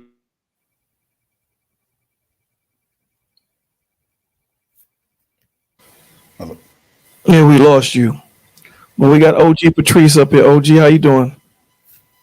I'm good. Good evening, good How night, you doing? How you doing? wherever you are in the world. How's everybody doing, gentlemen? And salute to the chat. Doing pretty Hello, good. hello. Yourself? Yeah, we're good. We're good. How are you? Awesome. I'm good. Thank you. Brother Bolo, I don't know. I think this is my first time up here on your platform. This is your first time. This is. Welcome. Oh, Welcome. thank you so much. I appreciate it. I was listening. I felt compelled to come up, to speak to the men. Just listening to this story and how heartbreaking it is, but also at the same time how brave it is knowing that, that man showed emotion, showed love, showed compassion, showed empathy, showed sympathy for his fellow brothers, and coming back, the speech he gave, and knowing that this man will live with survivor's remorse for the rest of his life. People don't understand how survivor's remorse feel when you are in something of tragic and trauma with your fellow brothers and sisters and they meet their demise and you don't. There's a sense of survival remorse that you feel as to wishing you could have went with them or why it didn't happen to you too and you would have wanted to go out that way with them. So I think that people need to really understand like the level of emotion that takes, for a human being to feel, and especially a man, and to know that we have a female who alleged to have served her country to get on her platform and other platforms and talk about how men don't have the capacity to love is just beyond me. It's beyond me, as a human being. And we all were created in the image of God, right? So if man was created first and woman was created from the rib of a man, we are part of you. So if men say, well, women are so emotional, there's got to be a part of the man that's emotional too, because we come from you. Do we not? So to hear a woman that has served her country, that I'm sure she have been in positions with her fellow man where she need to be there and step up for them and them for her, to hear her say that men don't have the capacity to love is just beyond me. So I wanted to say to you men, in encouragement and inspiration and motivation, to please continue to level up every day, starting from your homes until the moment you walk out that door, because you never know where you're going to be needed in the space in the world. And just know that you are needed. That's why you were created. That's why woman was created, to be your helpmeet. And for anyone else to say or anything else different from that, I beg to differ. So I just wanted to say that to you, gentlemen, and I appreciate you letting me come up. I'll continue to just listen in the chat, but this is very moving to me, and I just felt compelled to come up here and say that to you men, because I know we don't say that to each other enough. Men don't say it to women enough to help inspire us, and women don't say it to men enough to help inspire them. So I just wanted to, in this space and time, to say that to you men and to tell you to please continue to be inspired. And I appreciate you. Thank you. Thank you. You're welcome. Thank you. Thank you. Thank you. You're welcome. Thank you for letting me come up and share the space with you. You ain't got to thank us. This is your home, so you can come up anytime. I appreciate it. Have a good night, gentlemen. You too, darling. All right.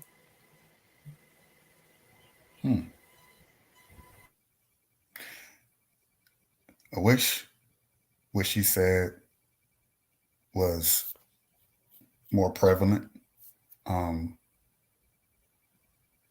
I think that's honestly why a lot of men, and from just my experience having a lot of homeboys around, women like her and who say the things she say and who act on it,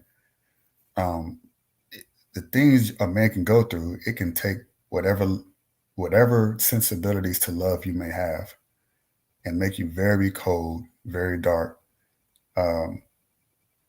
in ways that women are just sometimes shocked to see. I've had to catch myself from getting to that point because of the experiences I've had with women that I've interacted with in my life in all capacities, whether it's work, relationship, friendships, family, or even potential romance partners. So you don't always feel that kind of love. And so the only way a lot of men respond to it is, well, that's not what they want. And so we tend to react in the way that, well, this is what they want. So you become almost like the monster that you hate to see yourself become. And so any kind of love or, having love or crying about anything or that expression of emotion that we saw in that video, that's also rare for a lot of people to see. And it's not because it's not in us innately to be that way. It's because a lot of us have been, well, I grew up in the 90s. So if you had fathers, some of us have had fathers and even mothers who would essentially beat it out of you. You'd be called a sissy for shedding a tear. You would be berated by your classmates. You would be bullied by your own parents, threatened with assault for having those normal emotions and feelings. And so it becomes stunted, becomes repressed. And then the result is that you have a lot of the men today who even when they hear someone like OG speaking, it's more than just the words being said to the man. It has to be demonstrated by a woman. And if she is accepting of a man loving the way we want to do it, then we can open up about it. But some women, they'll get on you about that too. You soft. You too soft. I need a man. I need a real, what they call a real man. And so that insinuation is that, well, a real man doesn't have emotions. He doesn't cry. He doesn't love. He's just a stone cold type of individual. They get that individual. Okay, that's what I want. But then they don't want the consequences of who that individual becomes as a result of those lack of empathy that you have for women. It goes away with that. So you get the men you think you want, or the type of men you think you want in society, but that's the consequence. Because we typically will adapt to what a woman wants because they are the access to building a family, starting civilization, and sex, and any sort of emotion or companionship. So you adapt to it. It seems like you're forced to do so. I've seen a lot of men who started off like myself and the idea of love and being loved by women, but they've been dogged by so many that they end up being the doggers. And they feel like they had no choice but to be that way. They ultimately end up unhappy as a result anyway, long term, after having been through so many women, looking for something that they once believed in at the start of their pursuit of finding a legitimate relationship with a woman. And not just romantically, but also, let's say, with their mother. That's dysfunctional. With their friends, that's dysfunctional. Work colleagues, that's dysfunctional. So it's appreciated when someone like OG says something like that. It's just unfortunate that in reality, it's not that kind of love, of expression of love, and that openness, and say, hey, yes, it actually is okay to not boo-hoo cry all the time about little things. You don't cry about stuff like that, but to feel like, okay, I want to cry, and not being ridiculed for doing so, for shedding a tear. I've just recently learned to let that go and not care about how a woman, but sometimes there's a consequence to it. I'm still aware of that. But I figured the one that is for me would accept me for being a full emotional human being, not just this logical, automaton, robotic shell of a person that seems very cold, which we are privy to. We're not as emotional as one because we don't, that's just our nature. But to be completely cold, it's also the same stereotype with women. Oh, they're just always emotional. But that's not always true. Oh, because they had the monthly cycle, they're always like that, just up and it's not true. Some of the most logical women I've met, or logical people I've met, were women. Some of the most emotional people I've met were men.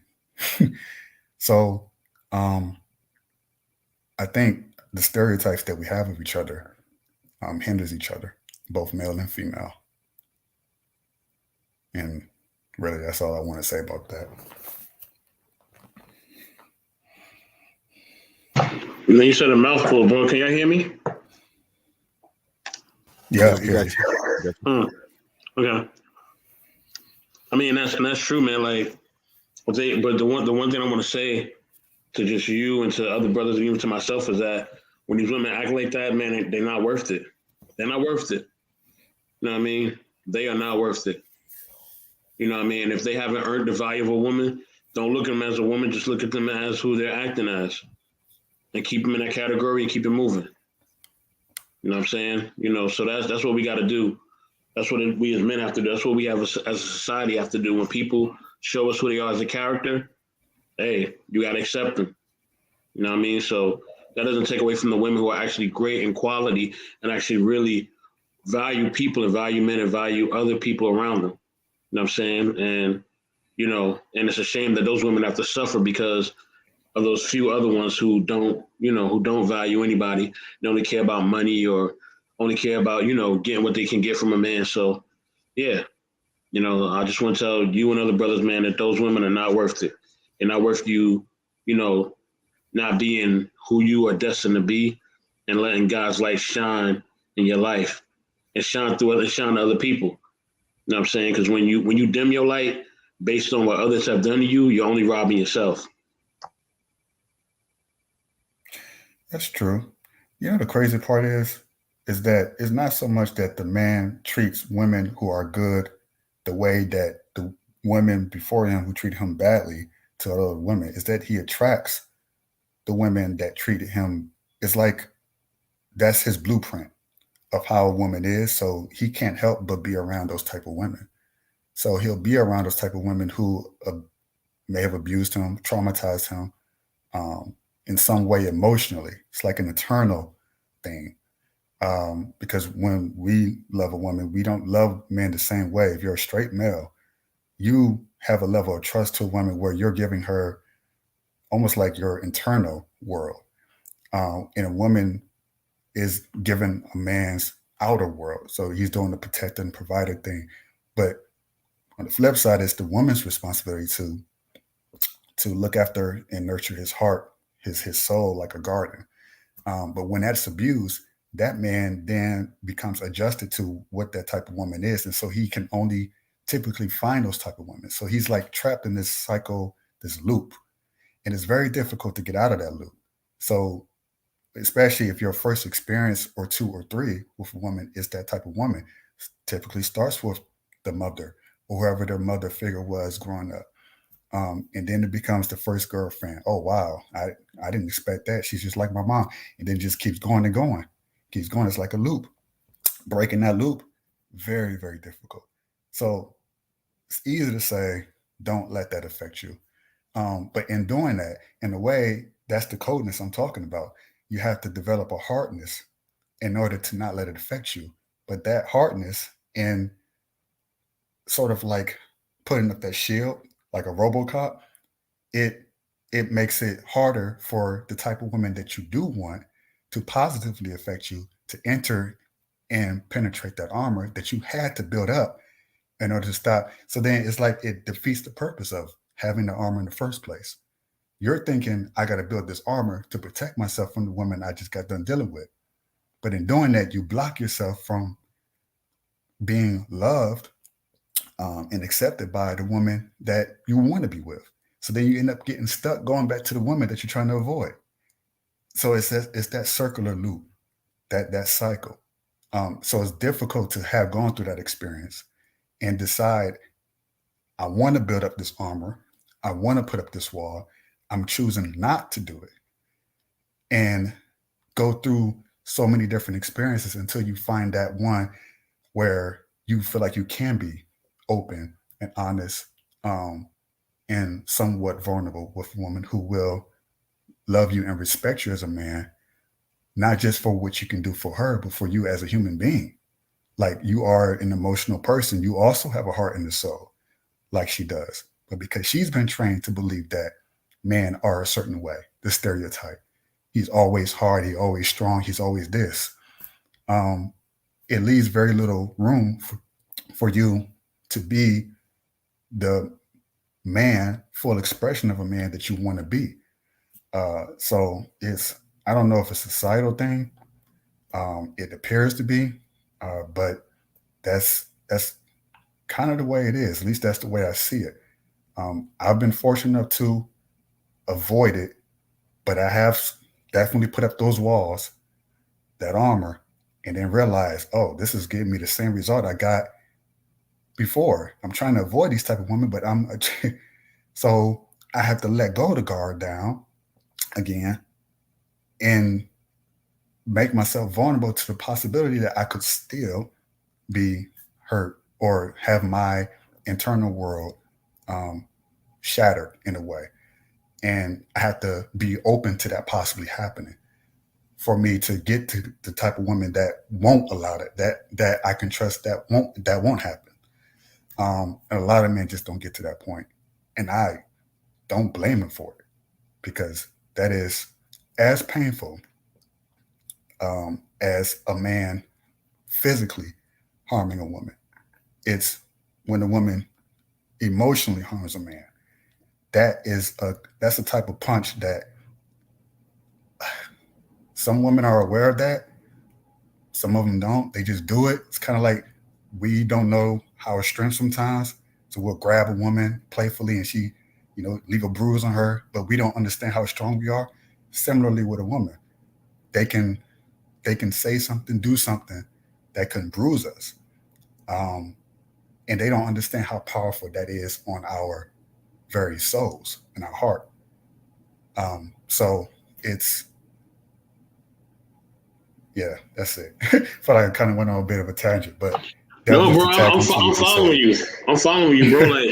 like no, I mean, and the only way you can get rid of that cycle is to basically, just have your own standards, boundaries, and morals, and don't get sucked into certain things. Like, if you know that if you see the red flags and they're there, you know what I mean, then you have to address it. And sometimes we can be attracted to things that are negative and evil. You know what I'm saying? I'm just going to be completely honest. You know what I mean? We can be attracted to the wrong things, and because we're attracted to the wrong things, you know what I mean, that allows us to be in these toxic relationships that are not fulfilling for us. You know what I mean? So we have to get away from that. And that's hard.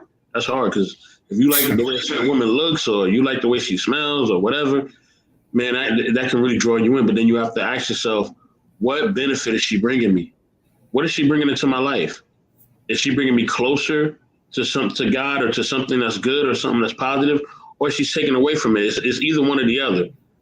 And the Bible talks about that. It talks about a woman who is no good, and who, is better to be on the roof of a house than be with a quarrelsome woman, and all of the other stuff, right, that we read in the Bible.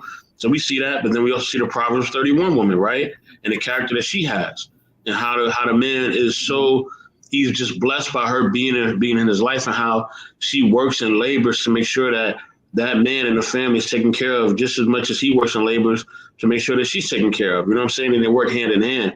So, you know what I mean? That's the character that we need to be going after. But sometimes we're just attracted to the wrong things, man. And a lot of times that can lead to it. I'm not saying that's you specifically, brother, but I'm saying that the best thing to do is just look at, see the warning signs, also take accountability for your choices as well. And then just read the warning signs, man. If you see that, if you see that certain things keep happening, and you see that there's certain characters that you're attracting, and you see that, you know, certain things are happening, then you just gotta be like, you know what, maybe there's things that I'm liking that is not good for me, or maybe there's certain characters that I'm liking that's not good for me, and then just, you know, readjust. You know what I mean? Because sometimes because of abuse or because of trauma, because of things we have in our life, sometimes we just get addicted to the toxicity. I got to check myself on that, like, because of an abusive background I've been through. Sometimes I'm attracted to trauma, and that's not a good thing. That's really, really bad, and that's something that we have to fight, look after, and then, you know, redirect ourselves so that we can be with someone who is going to bring out the best in us and not the worst. You know, I feel like you make a great point. I feel like what Bolo or Anthony will follow with that is, and who do you think that would be? It would be Jesus Christ. It would be God. You turn to God, and that would solve those issues. He will guide you to the one. He will solve those problems. And I would say he's right. And that's the turning point I had to make. I had to get outside of my own mind and literally follow him, look to his desires, what he wants for my life, in order to break that cycle that I myself was going to fall into in regards to dealing with women. And it's interesting, people see me, oh, you're a model, you got all this going on, and I go out in public and I dress a certain way, and I attract a fair share of very nice, attractive women. But they don't see that just because they see all of that. And how could you possibly have issues? It's because attracting a woman is once you have them right there in front of you and you actually get to know them, then you start to see characteristics of yourself in them. That's a little weird because you're expecting one thing, and then it's like, wow, this person had this thing I don't really like. And then you start analyzing yourself like, damn, that's something about me I don't like. It's something that what is that? It's that kink in your armor that you see reflected in the woman that you're talking to, but it's like veiled behind her beauty, her looks, her appearance. You don't see that immediately. But of course, God does. So spiritually, you can see through it. But it would take spiritual eyes to see through it, to avoid it, and to know which woman to look at. Okay, this one is the one for me. This one I shouldn't be talking to. This one will be good for me in work, in business. This is the person I should, so on and so forth. So without God, it's sort of like without that outside influence to help you see that, you would say the Holy Spirit, then it would be much more difficult. We will rely more so on our own eyes to see. She looks beautiful. She must have a beautiful soul. Not necessarily. It could correlate. She could be beautiful and have a beautiful soul. But sometimes you might see someone that looks like not your normal type, but turns out to be the type of woman that's right for you. But that's you looking to God and saying, okay, well, God, what do you want from me?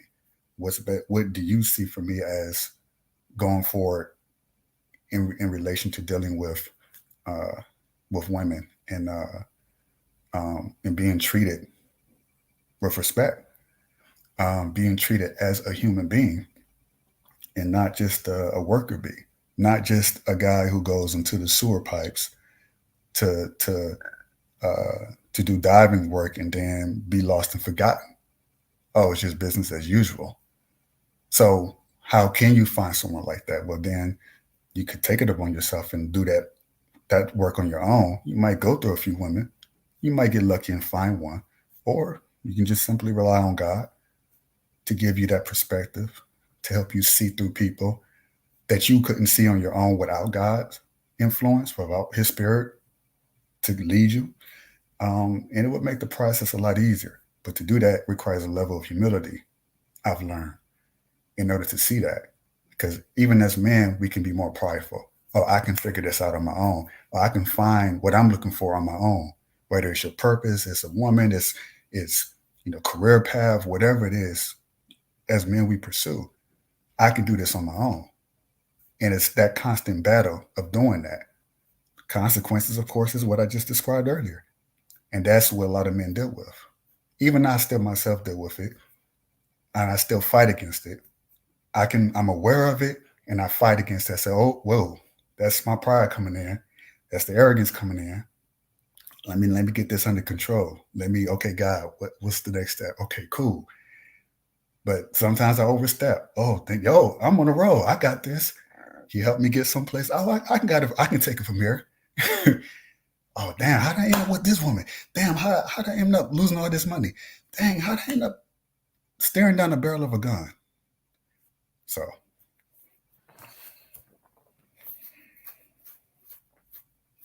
Man, thanks for sharing that, bro. Appreciate that, for real. Yes, sir. Y'all cooking tonight, man. Oh, we trying, man. I got some steak dinners on our way.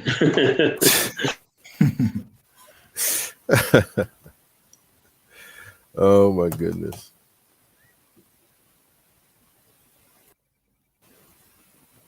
Well, guys, I got to bounce a little bit early.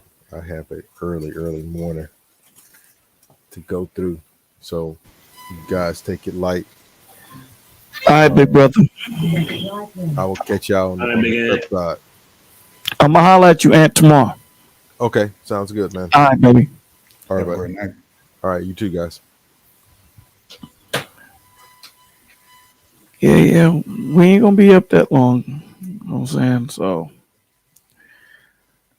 I'm glad you guys came up, man. Glad you guys came up to share. You know, OG Patrice came up. We haven't done this, we haven't had a OG up here at all. This was our first time, so awesome thing. Joseph, what's the deal, yo? What's up, man? Yeah. I've been dropping in from time to time. It's been the first time I did this in a couple of weeks. Yeah. I listen in.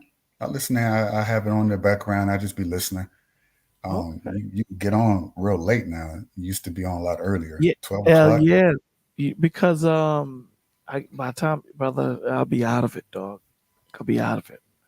With the difference in work schedule, it's just a whole different world. So, I try to give myself a little time to rest a little bit. Once I get back to the work schedule, we'll be back at 9:30, 10 o'clock, like we used to. But it's not like this is light work for you. You a night cat, so it's light work. Yeah, I got to break that habit. I see you got the little braid hanging up in the front. No, that's just my hair. It curls up like that. Oh, look at you! Naturally, I don't braid. I don't know why people always thought I braid. I was like, I don't braid my hair. I got time for all of that. Sitting in the 2-3 hours, like no, And talk about what for 3 hours? Just no. No, my hair just naturally does that. Okay. Not good trying to pick that shit out. It's like it ain't. This is like a braid. I got to cut it now. All right. Well, listen. I appreciate both of you cats coming up. We gonna call it a night, and being that you haven't been here for a minute, my G, you get to pick the songs, baby. Talk to us. 5. Sound like you had that loaded up. Psalms 5. I'm getting it right now for you. Psalms 5.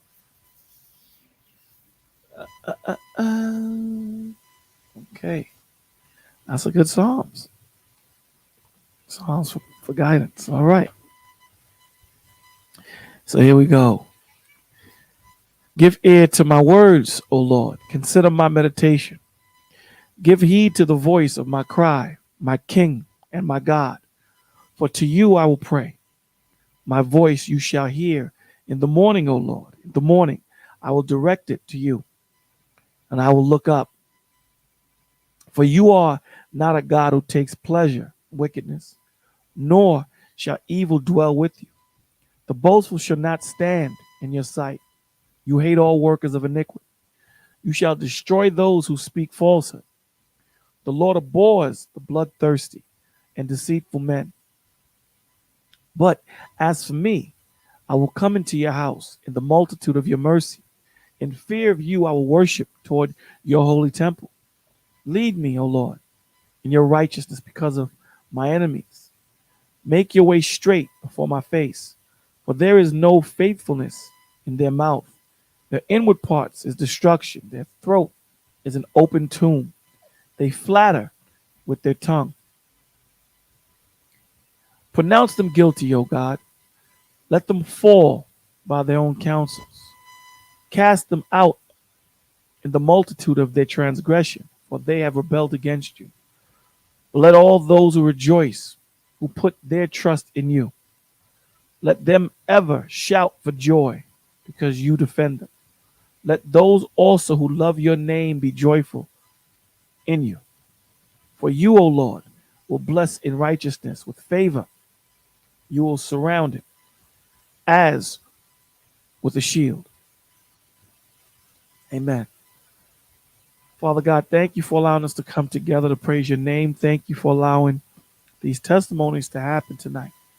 We ask you, Father, to please give us wisdom, understanding, and knowledge. Give us faith where there's doubt. Give us strength where there's weakness. Give us understanding where there is confusion. We ask you, Father, to please always be with us. Help us to see you. For we know that you are with us. Help us to stay hopeful. Help us to stay in your wisdom, in your patience, in your long suffering, in your mercy, your grace, one towards another. We ask you, Lord, to please bless the families of those men that passed and of the man that survived. We ask you, Lord, to please bless all those that are on the prayer list, all those that serve you in truth and in spirit. We ask you, Lord, to please give strength to those that suffer with mental illness, depression, addiction. Let them know that there is no glory in death, but there is glory in life and servitude to you. We ask you, Lord God, to please give strength to Lady Navoa and her family. We ask you, Lord, to please protect those that are on the road. Give them travel mercy. To those that are sick, we ask you to please give them the strength to persevere. To those that have lost, we ask you, Lord God, to please comfort their soul. In Jesus' name we pray, amen. Amen. Last song, last words on you, 84. Hey, man. Bolo, thanks for having me up, man. Appreciate you. Much love. Much love to Joseph. Big end to you and everybody else, man. You know what I mean? Hey, you know what I mean? Everybody, let's just continue to just focus and be at our best, man, and just be there to help each other, man. That's what it's about. Much love to all y'all. I'm out. All right, my brother. Joseph, last words on you, baby. That video was, to me, and I think every man can vouch for it, was a testament to brotherhood and the will to survive. And most of us would never be put in situations like that where something suddenly takes place and now you're having to think outside the box and having to rely on will and, as you said earlier, hope. Having hope, odds of you coming across two different breathing tanks that happen to have the exact amount of oxygen that you need to survive. It's crazy. God for sure, but it was his will to live, but more so his will to save his brothers, who he considered his family. You can imagine they were his family, not just his co-workers, but people that he probably worked with for many, many months and years, that he built a relationship with. He knew their families, I'm sure of it. That last photo they took before they went down showed that there was something else there than just diving.